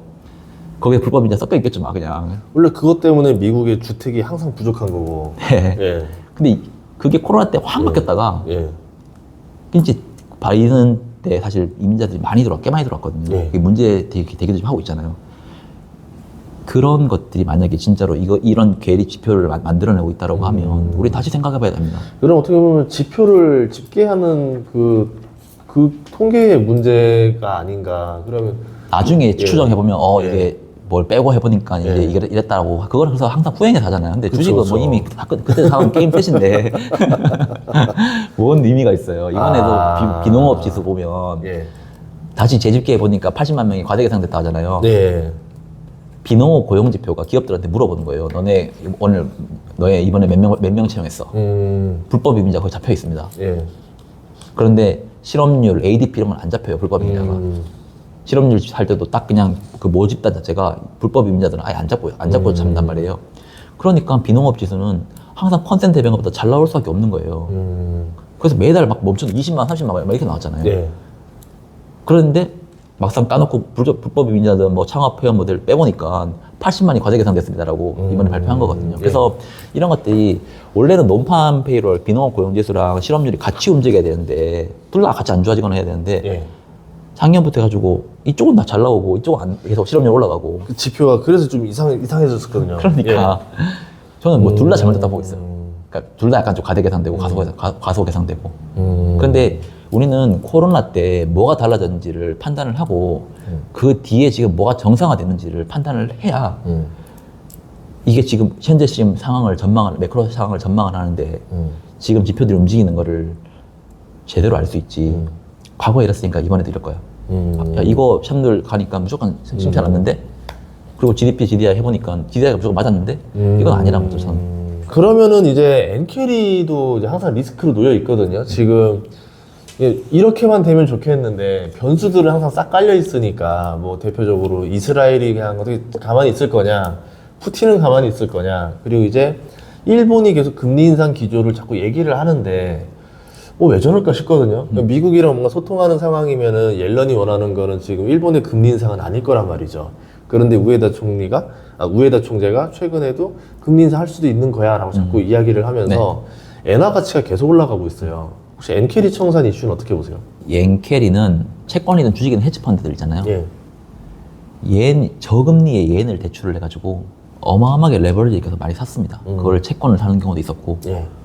주식을 사는 경우도 있었고 그게 일본이 계속 저금리를 유지했기 때문도 있었고 저금리를 유지하니까 계속 얘는 약세가 되니까 대출해놓은 환율이 계속 떨어지잖아요. 좋은 거잖아요.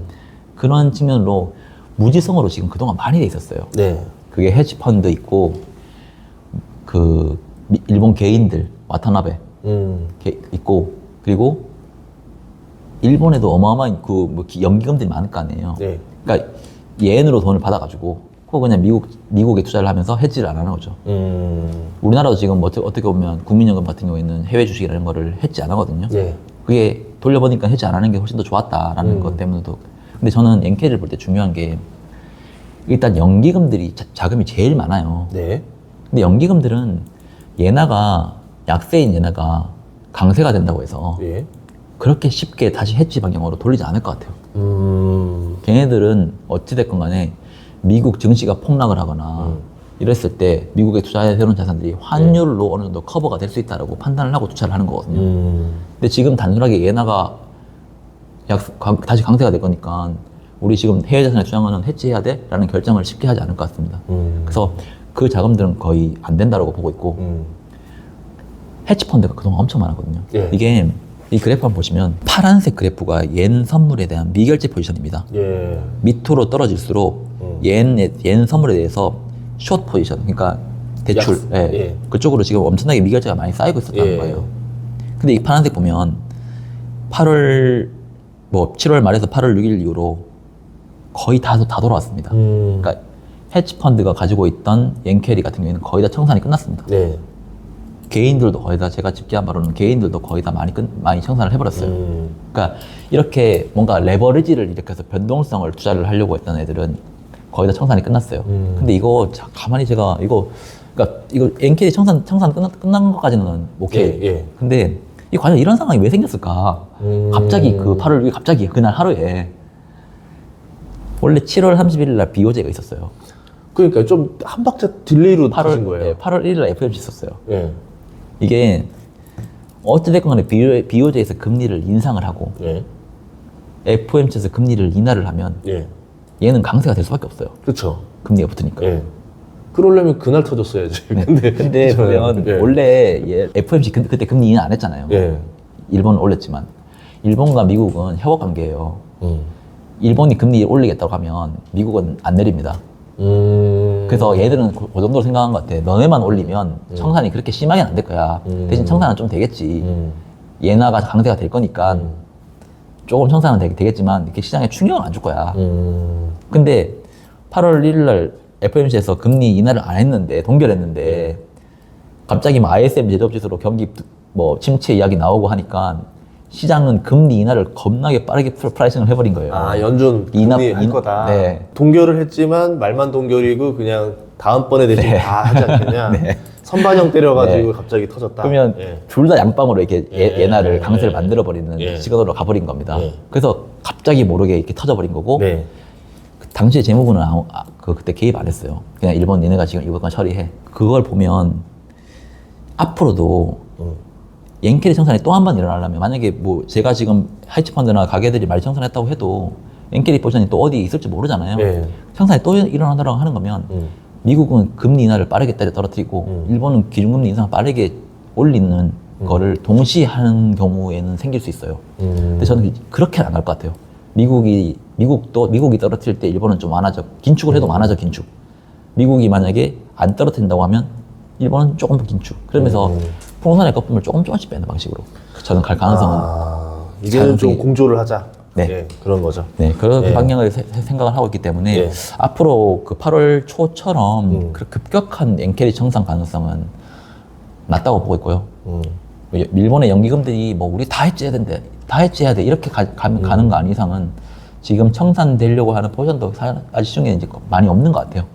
그런 측면이라고 하면 저는 이것 때문에 변동성이 너무 커질 것 같다는 생각은 안 하고 있습니다. 그럼 이거 이번에 그때 청산 터질 때 아까랑 연결되는 거죠. 청산 터질 때 어쨌든 헤지펀드들 이제 팔고 나오고 했을 때 어쨌든 유동성이 또 이제 와줘야 이거를 사주는 사람이 있어야 파는 사람이 팔고 나갈 거 아니에요. 근데 이번에 옐런이 그러면은 7월, 8월에 단기채를 많이 해놨던 것들이 그거 보고 있어요. 이거 네. 방어용으로도 많이 좀 투하를 했다는 생각지도 못한 게 터져버리니까 예. 방어용으로 한다고 하면 제가 너무 내피셜이라고 생각하시겠지만 8월달에 2,000원 달러 발행하는 거 보고 깜짝 놀랐습니다.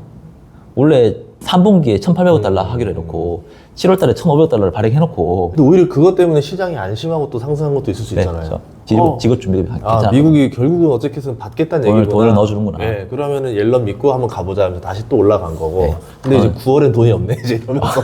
이제 지금 또 이제 그렇게 된 거고. 그래서 9월에 FOMC 중요한 것 같아요. 커뮤니케이션. 그럼 9월에 FOMC 유동성이 없어도 네. 대화를 잘하면 그렇게 충격을 완화시킬 수 있거든요. 그럼 만약에 9월 달에 FOMC에서 파월 의장이 말을 실수하거나 이러면 그게 또 충격을 줄 수 있다는 얘기네요. 네, 그게 너무 빠른 금리, 그러니까 금리를 25p를 인하를 해도 이거 아닌 것 같은데 뭐 50, 75도 나중에 조만간 급격하게 갈 수 있겠는데 이런 분위기로 가면 안 된다는 거죠. 네. 그러니까 지금 경제 튼튼하고 좋으니까 0.25씩 네. 천천히 해도 좋을 것이다. 우리 물가 잡았고 고용을 지금 우리가 선제적 조치를 안 하면 고용도 좀 안 좋아질 수 있다 정도로 잘 시장 커뮤니케이션에서 우리 25p 인하를 하지만 뭐 앞으로 그렇게 급격하게 할 가능성 없어. 우리는 점진적으로 갈 거야 라는 거를 그렇게 커뮤니케이션을 해야 예. 영래포인 자금도 조금씩 빼올 수가 있고 재무부도 그 계획적으로 자기들이 국채 발행 계획을 좀 조절할 수 있잖아요. 아까 말했지만 뭐가 템포가 꼬여버리면 이게 무기라도 무기로 안 쓰입니다. 무기로 쓸 수 있는 달이 있고 시장이 딱 안정적으로 되어 있어야 무기를 썼을 때 그게 확 먹히지. 그게 아니라고 하면 발작 이후에 다시 가겠죠. 예. 그래서 그런 가능성도 분명히 열어는 나겠지만 그렇게 갈 가능성은 저는 뭐 크지 않다고 보고 있습니다. 생각해보니까 지금 뭔가 약간 뭔가 아이디어가 떠올랐던 게 8월 달에 잭슨홀 미팅이 있었어요. 거기서 그 파월 의장이 연설을 하는 게 유튜브로 라이브로 공개를 했었는데 저는 파월 의장이 농담 치는 거 처음 봤어요. 농담 치고 거기 앉은 사람들만 깔깔깔 웃고 일시적인 인플레이션이라고 했었던 거 얘기하면서 자기 어떻게 보면 치부 중에 하나잖아요. 그냥 편하게 얘기하면서 그렇죠. 여기 너들도 몇 명도 이랬지? 이러면서 이제 그러면서 자기들끼리 농담하고 이랬던 거가 어떻게 보면 자기들은 문제 없다. 다 해결됐다라는 걸 보여주기 위한 자신감의 연기력 약간 그런 걸 수도 있겠네요. 네, 저는 시장 그렇게, 안심시키기 위해서. 네, 그렇게 보고 있어요. 예. 야. 그거 왜 그냥 굳이 그렇게 안 했을 거거든요. 예. 그래서 그런 측면으로 좀 보고 있고 연준은 앞으로 재무부에 철저하게 공조하는 방식으로 할 거예요. 미국을 위해서. 그러니까 뭐 트럼프를 위해서, 바이든을 위해서가 아니라 네. 해리스를 위해서가 아니라 미국을 위해서. 그럼 8월 달에도 연기했던 양반들이 9월 달에 연기 안 할 필요는 없잖아요. 그러면 이번에 진짜 지표들이 안 좋고 뭐 이렇다 하더라도 9월 달에 최대한 시장을 안심시키려고 노력을 많이 할 것이다. 네.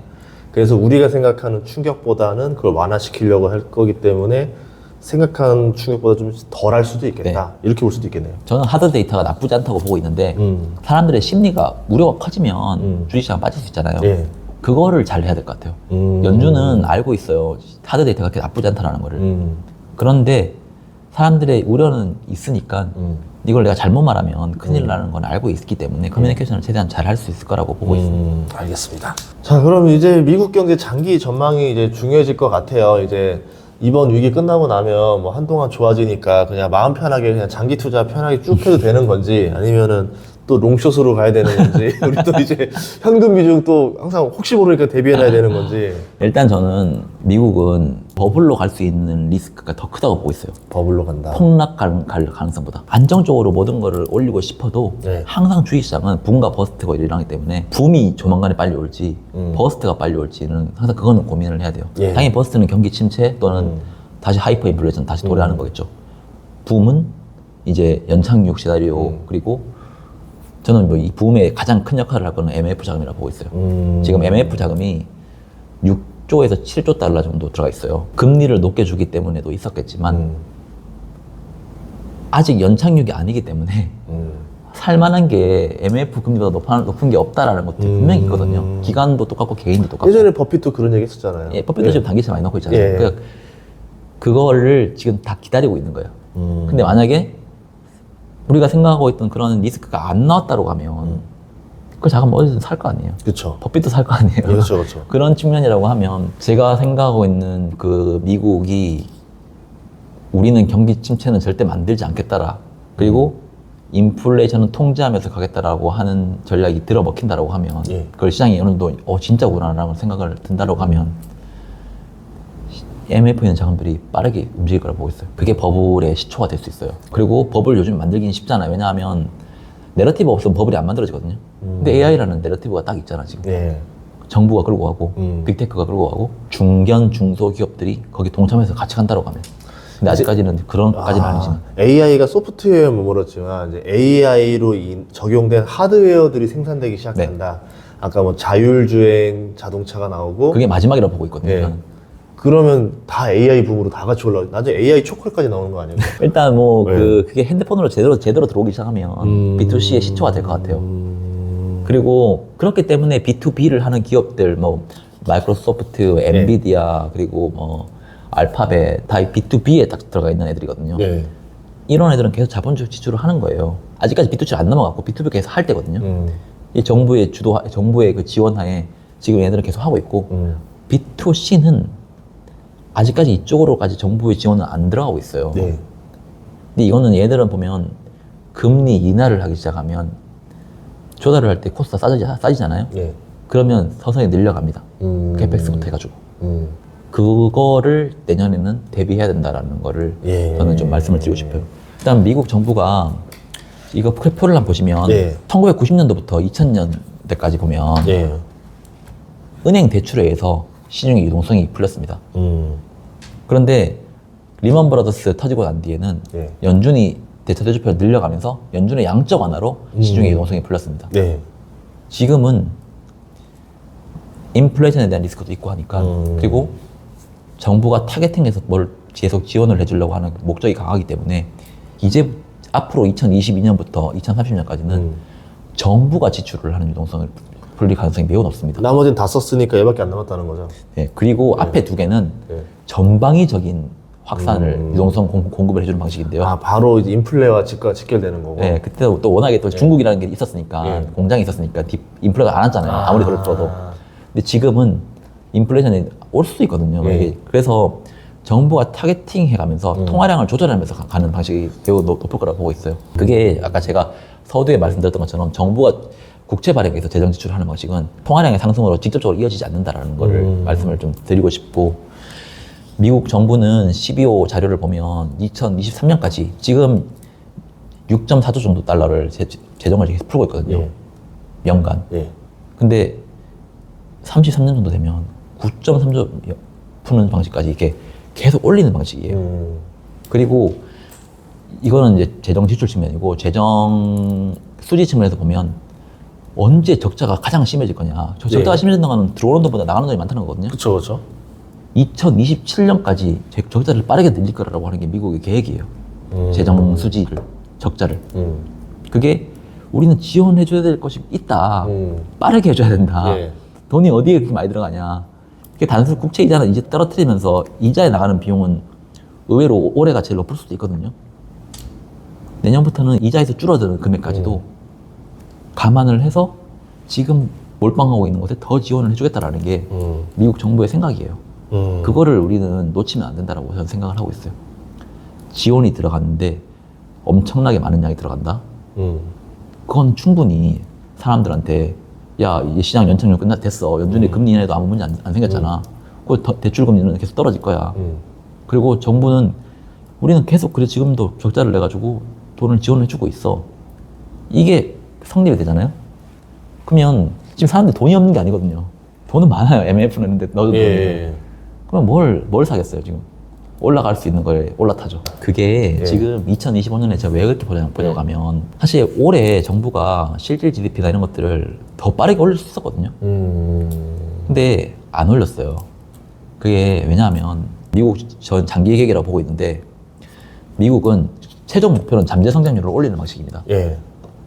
지금 미국의 잠재 성장률은 과거부터 해서 지금까지 계속 2%였어요. 1.9에서 2.1.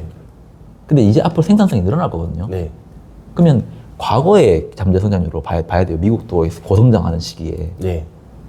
그런데 잠재 성장률은 여전히 2%에 지금 딱 박아놨다고 하면 잠재 성장률 대비해서 실질 성장률이 지금 높아 있는 상황에서 실질을 더 올려버리면 인플레이션에 대한 우려가 더 커집니다. 그래서 지금 잠재 성장률을 올리기는 장기 계획이기 때문에, 장기 계획이라고 하기에는 2025년부터 이제 그거를 맞춰놨기 때문에 지금은 인플레이션 사람들이 우려가 있기 때문에 실질 성장률을 좀 떨어뜨려서 GDP 갭, GDP 갭이 보통 음수면 좀 성장이 둔화되는 그런 개념이거든요. 예. 양수면 성장이 좀 좋다. 근데 지금 미국은 반대로 하고 있어요. 예. GDP 갭을 음수로 일단 만들어 놓자.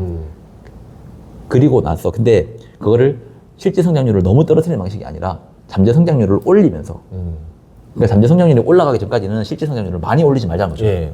실제 성장률을 이게 빠르게 올리려면 이걸 올려놓고 올려야 된다는 겁니다. 그래서 GDP 갭을 먼저 음수를 만들어 놓고 우리는 성장을 재가속시키자. 그 구간이 돌입한다는 건 한마디로 미국이 지금 고성장하는 또 그 국면으로 가려고 하고 있어요. 그래서 예. 지금 그릇은 요만한데 예. 이 그릇을 지금 키우고 난 뒤에 예. 물을 제대로 담자라는 겁니다.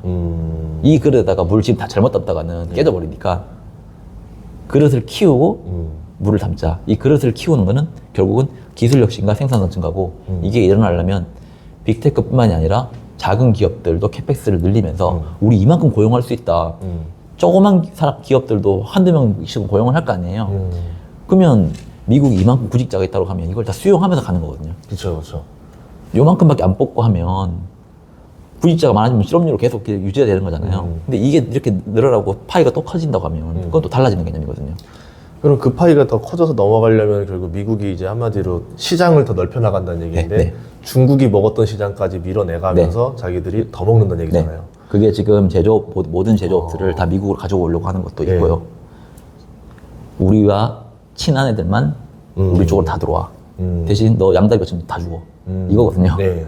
양다리 못 거치고 우리한테 다 와. 이거거든요. 지금 바이오까지도 오라고 하고 있더라고요. 바이오도 AI랑 직결돼 있어요. 예. 다 모든 것들은 AI 직결돼 있어요. 이게 제일 위에 국방부가 있다는 거지. 네. 우리 단순하게 핸드폰만 AI가 들어가는 게 아니라 모든 거에 다 들어갈 수 있습니다. 그게 2차, 3차, 4차 밴드까지. 근데 그런 애들이 아직 못 늘리고 있습니다. 캐펙스를.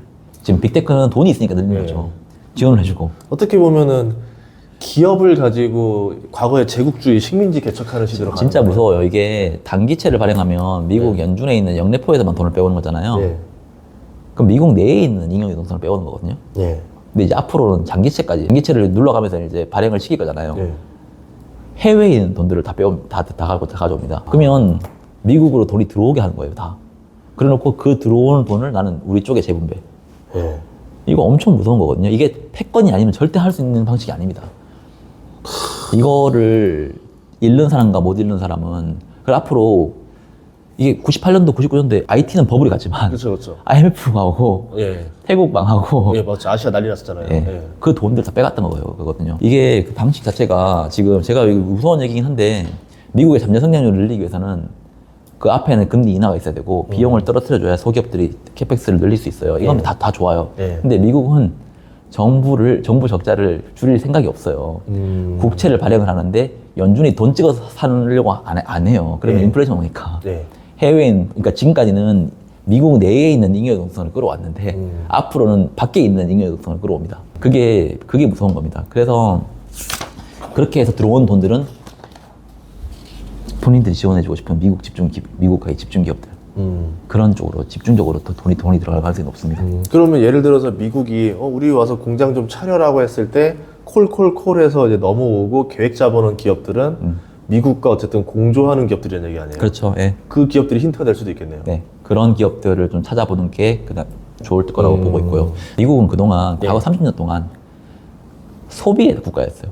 서비스의 국가, 제조의 국가가 아닙니다. 예. 제조업과 서비스 비중을 보면 현격하게 차이 납니다. 근데 칩스법, IRA법, 반도체법을 필두로 해서 그 제조업에 대한 캐펙스까지 늘어나고 있어요. 이거는 단순하게 여기서 끝날 거라고 저는 절대로 보고 있지 않고 AI 분야의 새로운 산업 르네상스를 촉발할 걸로 보고 있어요. 금리 인하와 연착륙은 기업들의 투자 사이클을 재개시켜 줄 거고 그 투자 사이클이 재개가 되면 미국은 온천지다 공사판 되는 거예요. 공사판. 데이터 센터 짓고. 그러면 제조업에 대한 르네상스가 새롭게 들어옵니다. 그게 누구 돈으로? 해외 돈으로. 밖에 있는 돈들로 국채 발행해가지고. 그래서 금리를 많이 안 떨어뜨릴 거예요. 금리가 높아야 들어올 거 아닙니까? 근데 그렇다고 해서 금리를 높게는 안 가져갈 거예요. 이자 비용이 부담스러우니까. 예. 적정 수준으로 가져갑니다. 그 금리 수준은 저는 미국 원래 10년 금리가 미국의 성장률 더하기 인플레이션을 합한 거거든요. 예. 이것보다 무조건 낮게 갈 거예요. 그래서 이거를 녹여가는 GDP로 부채 비율을 떨어뜨려가는 방향으로 얘들은 갈 거고 국채도 어느 정도 메리트가 있도록 해줘야 되니까 야 우리 금리 그렇게 팍팍 안 올릴 거야. 지금 사는 거 그렇게 자본손실 안 날 거야 라는 거를 계속 안심시켜주고 우리는 뒤에 연준도 있고 미국 은행들도 있다. 금리가 너무 많이 올라가면 우리가 다 사줄게. 그런 거에 대한 안심을 시켜주면서 해외 애들이 이렇게 살 수 있도록 유도를 하는 거예요. 그게 세일즈죠, 세일즈. 그쵸. 우리께 매력적이다. 예. 그전에는 인플레이션 때문에 너네 안 샀지? 이제 인플레이션도 안 올 거야. 지금 셰일 업체 지금 지원해주는 거 알아요? 미국? 이제 해줘. 바이든 정부인데도 불구하고 트럼프는 당연히 해줄 거고 유가 잡아놓고 예. 지금 식료품 또 통제하려고 하잖아요. 예. 그게 원래 사실 그 인플레이션 변동성에 제일 큰 영향이거든요. 예. 딱 그걸 잡고 간다는 거예요. 민주당이 뭐 유가를 잡겠다라고 하는 거면 IRA로 일단 신재생으로 유가를 잡겠다는 전략이 있겠지만 세일에 지원해 준다고 하는 거면 유가가 상방을 못 올라가게 우리 통제하겠다는 거거든요. 그 인플레이션도 어느 정도 성장이 올라가면 인플레이션 올라가거든요. 예. 근데 우리가 2020년에 봤던 그런 하이퍼 인플레이션, 70년대 봤던 그런 하이퍼 인플레이션, 2차 없다는 오죠. 거죠. 그건 없다. 예. 우리가 안 만들 거야 라는 거를 인식시켜 줄 겁니다. 그렇게 되면 돈이 다 들어옵니다. 완전히 새로운 판이네요. 과거에는 중국을 활용해서 인플레를 잡아버렸다면은 이번에는 아예 그냥 인플레 어느 정도 예. 유지를 하면서 예. 옛날에 봤던 2% 인플레이션은 이제 우리가 못 볼 수 있다는 거죠. 대신 2020년에 봤던 하이퍼 인플레이션도 그냥 한 3% 정도? 네, 저는 3에서 4 사이. 그럼 국채 금리도 과거에는 2% 정도를 적정을 봤다면 이제 그게 아니라 그냥 3, 4 이렇게. 그게 잠재 성장률이 2%면 그게 문제 되거든요. 예. 잠재 성장률이 3%로 올라가면 문제가 안 됩니다. 그러네요. 다 똑같아지는 네, 거네요. 아. 그래서 그런 측면으로 저는 미국이 지금 매우 준비를 하고 있다라고 지금 보고 있고요. 예. 이게 장기채가 2024년 하반기부터는 미국이 장기채권을 발행량을 늘리기로 이미 옐런은 생각을 하고 있습니다. 예. 장기채를 늘리려고 하는 거면 결국은 엄청난 고금리 때는 장기채 늘리고 싶지 않을 거 아니에요. 예. 그래서 하반기 때 기준금리 인하를 하려고 했던 거예요. 금리 인하를 하면서 시장 금리가 떨어지면 그때 우리는 장기채권을 리파이를 하겠다. 그 전까지는 단기채로 하겠다. 야, 지금 25% 되는 게 뭔 문제냐. 나중에 떨어뜨리면 되지 않냐. 네. 금리 떨어지면 단기채 다 없애줄게. 이거거든요. 예. 옛날에 15에서 20% 정도로 적정하는 거는 야, 20% 넘어가면 미국이 망해? 이거거든요. 25% 갔다가 20% 밑으로 낮추면 되지 않겠냐. 근데 지금 금리가 이렇게 높은 상황에서 너 같으면 장기채 발행하겠냐. 그러니까 단기채를 하는 겁니다. 짧게 그냥 이자 내고 끝내려고. 그렇기 때문에 지금까지는 펴보시면 예. 짙은 청색이 단기채예요. 예. 2023년도 보면 장기채랑 단기채 비율 보면 단기채가 압도적으로 많잖아요. 그렇죠. 예. 앞으로는 과거랑 비슷하게 갈 거라는 거죠. 과거에 보면 장기채 비중도 꽤 많고 예.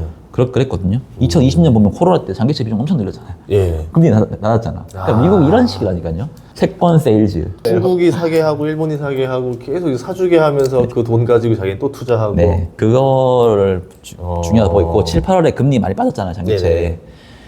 순 발행은 1,800억밖에 안 했지만 총 발행은 7,800억 발행했습니다. 리파이낸싱. 이거 만약에 6월 달에 이 정도 발행했으면 또 고금리 했었을 거예요. 예. 그래서 이렇게 시작을 하는 거고 앞으로도 계속 이런 방식으로 진행할 거예요. 지금 앞으로 12개월 동안 미국 정부 부채 9조 달러 만기 상환 있거든요. 예. 그거 다 리파이낸싱 할 거란 말이에요. 그거 장기채 섞여 있는 거 있을 거 아니에요. 그렇죠, 그렇죠. 이게 앞으로 계속 일어나거든요. 그러면 장기 금리가 본인들이 생각하고 있는 수준에서 급격하게 올라가면 군대까지 쓸 걸, 군대까지. 야, JP모건 너 사. 그러면 어쨌든 BOE 너 금리가 사. 올라가게 하는 일은 막을 것이다. 네. 서서히 내려가게 할 것이다. 미국 은행들이 어마어마하게 건전해요. 예. 지금 SLR이라는 규제로 니네들이 가지고 있는 총자산 대비해서 자본 비율을 이만큼 맞춰야 되는데 그 총자산에 국채가 들어가 있어. 그쵸, 되게 그러니까 까다롭게. 국채를 사면 자본을 더 채워야 돼. 그래서 못 사는 게 있거든요. 근데 이게 지금 너무 과도한 비율이긴 해요. 그래서 저번에 JP 모건 의장도 뭐라 좀 불만 섞어서 말했잖아요. 이거를 풀어줄 거예요. 근데 이거를 그냥 풀어준 게 제 내피셜이 아니라 이스다라고 해서 그 국제 스왑 파생 이런 거를 주관하는 협회가 있어요. 거기서 2024년 3월 달에 미국 그 재무부와 그 FDIC 그쪽에다가 서신을 보냈어요. 네. SR이 너무 과도하다. 네. 이게 지금 대형 기업은 자본 비율을 5% 이상 채우라고 하고 있고 소형은행들은 3% 이상 채우라고 하고 있거든요. 이거 좀 풀어줘야 된다. 코로나 때 잠깐 풀었어요. 그러다가 2021년도에 다시 또 규제를 해놨는데 네. 은행들이 이렇게 묶어놓으면 안 된다. 은행들이 지금 이렇게 묶어놓는 거는 뭐가 규제의 역설이다라고 하면서 거기서 일단 보냈거든요. 근데 저는 정부가 야 니네가 보내고 우리가 해주던 방식에 가야 예. 제일 이게 맞지 않냐. 국제적으로 보니까 이게 안 맞다라는 걸 받아서 미국 정부가 검토해 보니까 그렇구나라고 해주는 게 제일 좋지 않을까? 2024년 3월 달에 보냈죠. 예. 앞으로 장기채 발행 많이 늘어날 거죠. 예. 만약에 일본이나 중국이 사줘야 되는데 안 사죠? 그렇죠. 그러면 이걸로 살 거예요. 반대로 그러면 그 대형 은행들이 그걸 산다는 얘기는 수익성이 매력적이라는 얘기일까요? 아니면 사라고 하면 사는 거죠. 그러니까 그리고 예. 사주면 금리는 못 올라갑니다. 어마어마하게 많은 양이 매수가 붙으면. 그래서 그러니까 인플레이션이 막 급등하고 이러면 당연히 안 되겠죠. 예. 근데 그게 아니라고 하면 우리가 이론적으로 알고 있는 성장과 물가의 합보다 국채 금리는 낮게 유지할 수 있어요. 수급으로 밀어붙이면. 그게 우리가 텀 프리미엄이라고 합니다. 텀 프리미엄. 이게 지금 텀 프리미엄이 얼마냐, 기준금리 대비해서 지금 얼마만큼 텀 프리미엄이 있냐. 이게 수급으로 다 조절할 수 있어요. 많이 사면 많이 떨어지거든요. 그런 식으로 해서 장기 금리를 유지하는 방식으로. 근데 일단은 해외 자금을 많이 끌어오는 방식으로 먼저 유도를 할 겁니다. 그럼 해외란 얘기는 어쨌든 해외 중앙은행들. 중국이나 이런 데 빼고 나면은 대표적으로 한국, 일본. 지금 많이 유럽. 사는 데는 유럽도 예, 많이 예, 사고요. 예. 그리고 중국, 예. 중국은 지금 뭐 돈이 없으니까 못 살 것 예. 같고, 일본이 많이 살 것 같고요. 그리고 지금 유럽은 지금 영국부터 해가지고 많이 사고 있어요. 예. 생각보다 훨씬 더 많이. 그래서 원래 그 미국 국채 최대 보유자들이 보면 해외 중앙은행들이 제일 많아요. 그 다음이 이제 뭐 연준이랑 기관 투자자, 뭐 하여튼 그 다음 뭐 은행들도 예. 있긴 한데, 뭐 어쨌든 이런 것들이 최종 대부자는 연준이겠죠. 뭐 예. 아무도 안 사면 연준이 진짜 사는 거죠. 근데 이건 인플레이션에 자극을 될 수 있으니까 마지막으로 갈 것 같은데, 앞에 일단 자기들이 만들어 놓은 키들이 하나하나가 다 맞아 떨어지는 것 같아요. SRL 왜 굳이 상반기에 서신 보내고, 그럼 하반기 때 검토하겠죠. 그리고 내년부터 시행하겠죠. 예. 그게 단순하게 코로나 때는 뭔가 문제가 돼서 그거를 풀어줬는데, 지금은 미국이 필요하니까 장기채에 대한 수요를 계속 해줘야 자금을 끌어오고 그 자금을 가지고 우리가 지원을 해줄 수 있으니까라고 갈 것 같아요. 어떻게 보면 그럼 지금 앞으로 그럼 국채 투자도 한동안은 우량 자산으로서. 근데 제가 아까 말했죠. 그래요. 국채의 예. 기준금리 인하 프라이싱이 지금 너무 과도하게 되어 있어요. 연준은 그렇게 할 생각까지는 없단 말이에요. 그 정도까지는 아니다. 네. 천천히 오랫동안. 네, 그래서 변동성이 심할 것 같고, 국채도 지금 기준금리가 3%까지 내년에 떨어진다라고 가정하고 지금 10년 금리가 떨어져 있거든요. 예. 전 그까지는 안 떨어질 것 같은데요. 그 제 생각으로는. 네. 그러면 국채 금리도 좀 올라갈 수 있죠. 그래서 연준이 생각하고 있는 국채 밴드가 있을 거예요. 장기 국채 밴드. 예. 상단 4.3, 하단 뭐 3.8, 3.7, 3.5 뭐 이런 식으로 해서 만들어 놓을 거기 때문에 네. 이 사이에서 움직일 수 있도록 조절할 가능성이 매우 높습니다. 일단 상단을 막아주겠다라는 거를 투자자들한테 세일즈 포인트로 쓸 거예요. 그래서 너가 사면 그렇게 터지지 않을 거야. 대신 캐리 이자 수익 나쁘지 않잖아. 다른 나라 봐봐. 유럽 거 살래? 한국 거 살래? 그렇게 갈 가능성이 있습니다. 그러면은 이제 미국이 이제 성장이 어쨌든 진심이라는 얘기인데, 이제 기술, 뭐, 좀 작성도 해주셨지만은, 기술의 진보가 이제 정부, 기업, 누가 주도하느냐, 요 얘기를 해주셨거든요. 어떻게 보세요? 인터넷 버블 때 우리는 닷컴 버블만 생각하거든요. 네. 근데 95년도, 96년도 그때 아파런트라고 해가지고 미국 국방부에 부서를 만들어서 인터넷에 대해서 먼저 개발을 시작했어요. 네. 그거를 98년도부터 이제 그러니까 그게 그 다음부터 해서 마이크로소프트가 96년부터 붙었고, 그러면서 실질적으로 인터넷 버블이 5년간 이어졌습니다. 예. 어느 정도 정착이 되는 데까지 나중에 결국은 버블로 이어졌지만, 당시에도 실제로 S&P 500 중에서 IT 섹터에서 나오는 매출액 대비해서 자본적 지출이 IT 버블이 95년도 시작이거든요. 어떻게 보면. 그러니까 초기였거든요. 예. 그때 자본적 지출 캐펙스 투자하는 비중이 7%가 넘어갔었어요. 예. 엄청 많은 거거든요. 매출액의 7%를 투자한다는 거잖아요. 예. 그때도 주가가 다음 장에서 이따 말씀드릴 건데, 개별 기업들도 주가가 그때 야 지금 이번이랑 똑같았어. 알파벳이 뭐 캐펙스 늘리니까 네. 주가 빼버리잖아요. 그렇죠, 그렇죠. 쓸데없는 데 투자한다. 그때도 똑같았어요. 근데 뭐 그때 멈추지 않았어요. 결국은 자본적 지출 7%가 떨어지는 방향으로 갔는데 매출액이 올라가면서 떨어졌습니다. 계속 정부가 지원해줬어요. 5년 동안. 정부가 인터넷 같은 경우에도 국방부에서 시작을 했고요. 네. 마이크로소프트가 시작한 게 아니라 2차 전에 레이더랑 핵기술 정부가 시도했고 정부가 주도했습니다. 그리고 74년도에 GPS 네. 이것도 전쟁하려고 정부가 주도했습니다. 다 전쟁이 있었어 보면. 70년도 전쟁이 있었고 그러네요. 2차 대전 전쟁이 있었고 07년도에서 18년도 정도까지는 그때는 애플이 주도한 그 B2C 사이클이었거든요. 예. 그때 보면 자본주의 지출이 09년도부터 해서 꾸준히 올라갑니다. 그러니까 민간이 주도하면 이렇게 가요. 예. 결국 근데 이것도 어떻게 보면 기술 혁명이 했죠. 10년간 네, 갔으니까. 그쵸. 예. 애플이라는 거대한 기업이 만들어졌으니까. 기술 혁명이죠, 스마트폰이. 이번에는 90년도랑 거의 비슷해요. 초기부터 자본주의 지출 어마어마하게 합니다.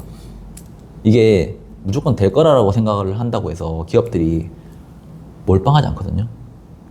근데 지원을 계속 해준다라고 하면 해볼만 해요. 왜냐하면 될 것 같아도 우리가 몰빵해버렸다가 망해버리면 그쵸. 안 되잖아요. 예. 그래서 보통의 자본주의 지출은 언제 늘어나냐면 금리 인하 사이클 때 팍 늘어납니다. 애플 사이클도 보면 그 리만 브러스 터지고 나서 08년부터 해가지고 이제 쭉 금리가 이제 떨어지는 방향이었죠. 제로 금리가 유지되는 방향이잖아요. 예. 그러면서 매출액 봐가면서 자본주의 지출이 이렇게 늘려가면서 스마트폰이 이렇게 쫙 올라간 거예요. 근데 인터넷 버블 때 금리가 높았는데도 불구하고 그때 자본주의 지출이 높았고 그리고 그때도 95년도에서 2000년도 보면 금리 떨어뜨렸다 올렸다 막 이랬거든요. 떨어질 때 자본주의 지출이 또 더 많이 늘어나고 했었어요. 그러면 이번에 어떻게 될까? 이제 금리 인하하겠죠. 금리 인하가 되면 IT 섹터에서 나올 수 있는 자본주의 지출은 더 늘어날 가능성이 높습니다. 그래서 정부가 밀어주고 금리가 인하가 되면 제가 그래서 2025년도에 그게 늘어나면서 나중에 캐펙스 사이클이 미국의 잠재 성장률을 끌어올리는 데까지 가는 그 시간 있잖아요. 그 생각보다 빠를 수 있어요. B2C 빠르게 확산되면. 그래서 그런 측면으로 지금은 보는 게 중요한 것 같고 항상 초기에 자본주의 지출에 대한 우려는 항상 있었어요. 항상. 예. 항상 있었어요. 그거는 왜냐면 당장은 돈이 안 되니까. 네, 예. 주식장을 안 좋게 보는 사람들이 그 말을 하더라고요. AI 섹터는 계속 갈 수 있다. 주가는 빠진다. 옛날 태양광 같은 것도 있잖아요. 그러니까 태양광은 발전했는데 회사들이 돈을 못 벌었고. 그거는 예. 기업들이 혼자서 할 때 하는 예. 방식이고 정부가 기업도 주가 폭락하는데 또 계속 하라고 할 수 있는 명분이 있겠어요? 내가 밀어줄 테니까. 이건 전쟁과 관련 있는 거기 네, 때문에 EPS 계속 늘어납니다. 필수기 때문에. 또 성장은 물가를 만들고 물가는 먹먹 EPS를 만들어가요. 예. 그래서 2% 물가 목표도 말만 2%지 올라갈 가능성이 높다고 보고 있고요. 그게 어떻게 보면 명목 EPS를 계속 유지할 수 있는 핵심 키워드가 된다니까요. 금리는 떨어뜨려주고. 그리고 기업들도 바보가 아닌 게 어쨌든 정부가 그냥 하라고 해서 하는 게 아니라 자기들도 계산을 해보니까 그렇죠. 이게 결국은 말씀하신 대로 B2C로 확장될 가능성이 있고 예를 들어 구글이든 뭐 아마존이든 마이크로소프트든 자기가 여기서 시장을 주도해버리면 소프트웨어로 모든 하드웨어에 장착이 되면서 이제 돈을 쭉쭉 버는 시스템이 될 수도 있다. 그렇죠. 네, 저는 그 판단하고 베팅 들어간 거다 이거잖아요. 네. 안 하면 죽는 건 당연한 거고, 예. 망하는 건 당연한 거고. 그렇겠죠. 남들 근데 AI 혼자 AI 없으면. 그렇다고 해서 너무 또 막 몰빵하기는 애매했는데 정부가 도와준대. 그러면 그럼 정부가 금리를 떨어뜨려 주는 게 도와주는 거예요? 떨어뜨려주고 또 분명히 도와주는 거죠. 근데 자본을 빅테크는 조달해. 사실 그거 영향 없어요. 아. 빅테크는 뭐 2023년도에 금리 높았다고 했잖아요. 이자 많이 벌었잖아요. 네. 예, 걔네들은 네. 돈이 더 많기 때문에 잉여 현금 흐름이 더 많습니다. 그러면 사실상 금리 떨어지잖아요. 잉여 현금 흐름에서 나오는 이자는 떨어지잖아요. 그 빅테크는 사실 그 영향이 없는데 B2C로 넘어가려면 금리 인하가 필요하다는 거죠. 중소기업들이나 소기업들은 금리 인하가 결정적으로 자기들이 캐펙스를 늘리고 하는데 필요하다는 겁니다. 그래서 이게 내년에 버블이 올 수도 있는 가능성은 결국은 모든 버블은 B2C에서 와요. 5만 기업 다 올라가거든요, 그때는. 그리고 그 돈을 살 돈들은 MF에 있다는 거고. 이게 맞아떨어지는 순간부터는 빅테크만 올라가는 게 아니라 다 같이 올라가는 건데. 그래서 이게 버블로 가는 거예요. 사람들 그때 혼란스럽거든요. 드러큰 밀러가 IT 버블 때 99년도에 팔았더라고요. 그리고 2000년에 샀어. 저 99년에 팔았다길래 와 이랬는데 산 이유가 뭔지 알아요? 자기보다 주식 못하는 애가 99년도에 떼돈을 벌었대. 그래서 따라 샀다 하더라고요. 00년부터 폭락했잖아요. 네. 그때 자기가 깨달았다 하더라고요. 아. 그래서 누구도 모릅니다. 그 버블의 끝은. 그런데 그때 드러큰밀러는 자기는 원칙 투자를 해야겠다는 생각을 가진 거고 지금 드러큰밀러 뭐 최근에 비중 줄이고 워렌 버핏 줄이잖아요. 근데 이게 버블의 끝은 아닐 수 있다는 거죠. 팔고 나서도 1년, 2년은 갈 수 있다는 거죠. 근데 그게 버블로 가면 1년, 2년 안에 갈 게 6개월 안에 갈 수 있는 게 버블이거든요. 그러니까 그걸 조심하라는 거죠. 상승도 사실 리스크잖아요. 그렇죠, 그렇죠. 하락도 리스크지만. 아무튼 말씀하신 거 다 종합해 보면은 이제 이런저런 이유로 했을 때 AI라는 업종이 가장 내년에 이제 버블이 형성되기 가장 좋은 환경이다. 내러티브가 있으니까. 예, 그리고 이게 한동안 어디까지 갈지는 알 수 없겠지만 결국 버블이 B2C까지 전이되고 어느 순간 결국 AI 버블이 터지는 순간도 올 것이다. 네. 그래서 풍선을 너무 빨리 부는 걸 방식으로 하는 거는 연준도 원하지 않고 재무부도 예. 원하지 않습니다. 왜냐하면 이 사이클은 길게 끌고 가야 되거든요. 그렇죠. 너무 빨리 올라가면 우리나라 부동산 규제하는 것처럼 또 줄였다가 또 빠진다 싶으면 다시 살리는 방향으로. 우리나라 부동산도 왜 못 죽이냐고 하면 GDP에서 차지하는 비중이 너무 큽니다. 그리고 개인 자산에 거의 뭐 몰빵이 돼 있잖아요. 그렇죠, 그렇죠. 죽이면 개인들 다 죽이고 국민들 죽으라는 건데. 아마 일본처럼 되겠죠, 그렇게 되면. 그래서 못 죽이는 거예요. 예. 근데 뭐 AI는 다른 관점이긴 하지만 죽이려고 하는 거는 절대 아닙니다. 대신 법으로는 조금 막아야겠죠. 그래서 너무 올라가면 반독점 규제. 일본의 엔비디아처럼. 예. 예. 나 안 할래 이러면 보조금 지원. 저번에 마이크로소프트도 예전에 IT 버블 때 맞아요. 반독점을 불렀잖아요. 98년도에 예. 01년도에 그 반독점 규제가 종결났어요. 마이크로소프트 부침은 있었지만 결국은 올라갔잖아요. 예. 그러니까 죽이려고 하는 게 아니라니까요. 그냥 너무 빠르게 그쪽으로 돈이 가는 거를 막는다는 거죠. 아. 사람들이 무지성으로 사는 사람이 너무 많으니까. 예. 그래서 그래서 경기 과열될 것 같으면 살짝 이제 흐름 끊어주는 것처럼 네. 그렇게 하는 거다. 이거 표인데 제가 네. 네 개 가져왔는데 네네. 기업들마다 자본적 지출을 계산을 다 해봤어요. 예. 이게 첫 번째 왼쪽에 있는 게 예. 마이크로소프트입니다. 예. 마이크로소프트 보면 예. 95년도에 예. 검정색 그래프가 매출 대비 자본적 지출이 늘어나는 시기거든요. 네. 그때 주가의 상승률은 떨어졌어요. 그러다가 자본적 지출, 매출액 대비 자본적 지출이 떨어지면서 주가는 상승을 하면서 5년 사이클을 갔습니다. 이게 제가 아까 서두에 말씀드렸지만 자본적 지출, 캐펙스 사이클이 떨어진 게 아니라 매출액이 올라가면서 비율이 떨어진 거예요. 예. 애플, 오른쪽이 애플인데 애플도 똑같았어요. 2008년부터 자본적 지출 늘렸잖아요. 얘들은 이제 그 스마트폰 그거를 이제 제대로 해보려고 주가 막 빠졌어요. 근데 이게 결국 매출액으로 이어지면서 주가는 우상향했어요. 그 다음 장 보시면 지금 저는 뭐 AI 모델 빅데이터에서 지금 B2B 정도까지밖에 안 왔다고 보고 있거든요. 그런 측면에서 보면 알파벳이 최근에 자본적 지출이 높다라는 이유로 두드려 맞았거든요. 예, 맞아요. 그게 최근에 나오는 이제 예. 그 AI 내러티브거든요. 다 왔다. 캐즘. 이게 결국은 B2C로 이어지면서 매출액이 올라가는 방향으로 가면 결국은 언제 그랬는데 다시 주가는 다시 반등을 할 수는 없습니다. 이 사이클이 만약에 1, 2년짜리가 아니라고 하면 사실 떨어질 때마다 사는 게 맞아요. 오른쪽은 엔비디아인데 엔비디아는 매출액을 빠르게 올리면서 자본적 지출의 비율을 떨어뜨리는 상황이에요. 예. 그래서 이런 관점에서 보면 결국은 지금 AI 인프라층 정도에서 AI 서비스로 넘어가는 지금 단계다. 그게 AI 최적화로 넘어가면 그때는 완전 버블이고 모두가 다 올라갑니다. 이게 가면 지금 이 가기 위한 가도기에 연준의 금리 인하가 있다고 보고 있어요. 그래서 그런 측면으로 좀 한번 보시면 어떨까라고 생각을 하고 있어요. 마지막으로 제가 보는 미국의 진짜 안 좋은 시나리오. 그러니까 언제 그럼 장 빠질 거 아니야. 네. 버블 터지는 거는 장 빠지는 게 아니에요. 버블은 다시 또 버블 만들면 돼요. 근데 미국이 지금 계속 늘려가고 있는 재정 적자 그리고 부채 규모를 줄이기로 마음먹었다? 라고 하면 허리띠 졸라매가지고 우리 발행돼 있던 부채를 국채가 돈을 걷어서 국채를 상환시키겠다는 개념. 예, 그렇죠, 그렇죠. 그거는 기업들은 세금을 막 걷어가지고 예. 국채 상환에 쓴다는 거예요. 예. 미국 정부가 돈을 푼다라고 재정 적자를 낸다라고 하는 거는 민간으로 돈을 계속 준다는 개념이고 예. 미국 정부가 흑자를 돌린다고 하는 거는 민간에 있는 돈을 뺏어온다는 개념입니다. 그게 흑자로 돌리면 민간에 있는 돈들의 이제 무슨 뭐 지원금이 아니라 이제는 니네 가지고 있는 돈까지 다 내가 뺏어간다. 라는 게 매우 크기 때문에 미국 재정이 갑자기 흑자로 돈다? 네. 그러면 그때는 진짜 조심해야 돼요. 98년도부터 닷컴 버블이 막 올라가고 95년부터 올라가다가 예. 98년도에도 계속 올라갔었잖아요. 예. 근데 그때 미국 정부가 재정 흑자로 돌리기 시작했어요. 미국에서도 뭔가 문제가 조금씩 생겼어요. 뭐 LTCM 예. 터지고. 근데 그때 막 IMF, 태국 일단 외부부터 터지기 시작했죠. 그렇죠, 그렇죠. 그러다가 한 1, 2년 더 갔어요. 예. 그러다가 2000년부터 닷컴 버블 폭락하기 시작했잖아요. 그 보시면 2000년에 가장 재정 흑자를 많이 늘렸습니다. 돈을 뺏어갔어요, 다. 아.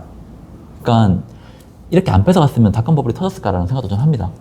아니면 너무 버블이 심해서 그냥 죽이자라고 생각을 했던지. 근데 그때 흑자로 돌렸을 때 사람들이 다 환호했어요. 이제 미국은 진짜 간다. 아. 그때 기사만 찾아보면 다 나와요. 근데 유동성을 분석을 하는 당시에 영국 경제학자 윈 고들리나 이런 사람들 제가 논문을 많이 읽어봤었거든요. 그때 이 사람은 98년도부터 경고를 했습니다. 재정 흑자로 돌기 시작하면 지금부터 진짜 조심해야 될 때고 이게 미국이 경기 불황으로 갈 수 있는 시초가 될 수 있다. 그러니까 완전 반대 방향으로 생각하는 거잖아요. 그런 측면에서 지금은 재정 적자를 늘리는 방향이고 2027년까지 미국은 적자를 계속 늘린다고 하니까 현재는 이 방향으로 갈 가능성은 낮아요. 그러니까 세금을 늘려도 쓰면 써버리면 적자를 늘리는 돈을 거니까. 쓰기 위해서 세금을 늘리는 거지. 그러면 상관이 없다는 거죠. 물론 안 좋겠지만. 그런데 뭐 돈 많이 버는 기업 받아가지고 뭐 다른 기업들한테 주겠다는 거니까 이제. 근데 세금을 걷어서 하나도 안 쓰고 국채를 상환시켜? 이건 안 좋다는 거죠. 그러니까 단순 세금 걷는다고 해서 안 좋은 건 아니라는 거죠. 그래서 그런 측면으로 한번 보시면 좋을 것 같고요. 인플레이션 같은 경우에 뭐 아까 제가 아까 전에 말씀드렸는데 전 하이퍼 인플레이션이 공급망만 안정적이라고 하면 크게 다시 발생하지 않을 거라고 보고 있어요. 다 공급망의 문제에서 발생했던 것들이잖아요. 유가도 그렇고 다 그렇잖아요. 그쵸, 예. 근데 그때 당시에 몰랐어요. 그게 공급망인지 아닌지. 공급망이었으면 금리를 이렇게까지 빨리 올릴 필요도 없었어요. 알아서 떨어졌거든요. 공급망 풀어주면. 그래서 그런 측면에서 지금 미국은 공급망을 코로나 때 한번 경험을 해봤잖아요. 공급망이 차질이 생기면 어떻게 되는지. 그래서 이 공급망을 다 변화시키려고 지금 많이 노력 중이고 유가도 세일의 보조금을 주면서까지도 유가에 대한 상방 업사이드는 막으려고 하고 있고 이렇게 보면 변동성이 큰 그런 지표들, 물가를 자극할 수 있는 변동성이 큰 지표들이 다시 급등하면서 할 수 있는 리스크에 대해서는 얘네들도 대응 방안을 지금 이미 마련을 하고 있다는 겁니다. 반대로 말하면 미국이 이제 제2의 중국을 두지 않겠다는 얘기네요. 그러니까 네. 이제 우리가 제조를 하겠다. 과거에는 일본한테 집중적으로 해주고 일본이 이제 선 넘으려고 하니까 플라자를 한번 때리고 그쵸. 네. 중국이 또 이제 선 넘으려고 하니까 또 때리고 뭐 인도가 될라 하더라도 인도는 좀 제조업 기반으로 된 데가 아니라 서비스업 기반이었으니까 여기에 좀 그런 역할을 할 것 같지는 않고 그걸 미국이 줄 생각도 없고 네. 미국이 달러 패권을 위협하려고 하니까 금을 다 사재기를 해버리고 금을 최대 보유국이 미국이잖아요. 예. 석유 지금 원유 최대 보유국이 미국이에요. 예.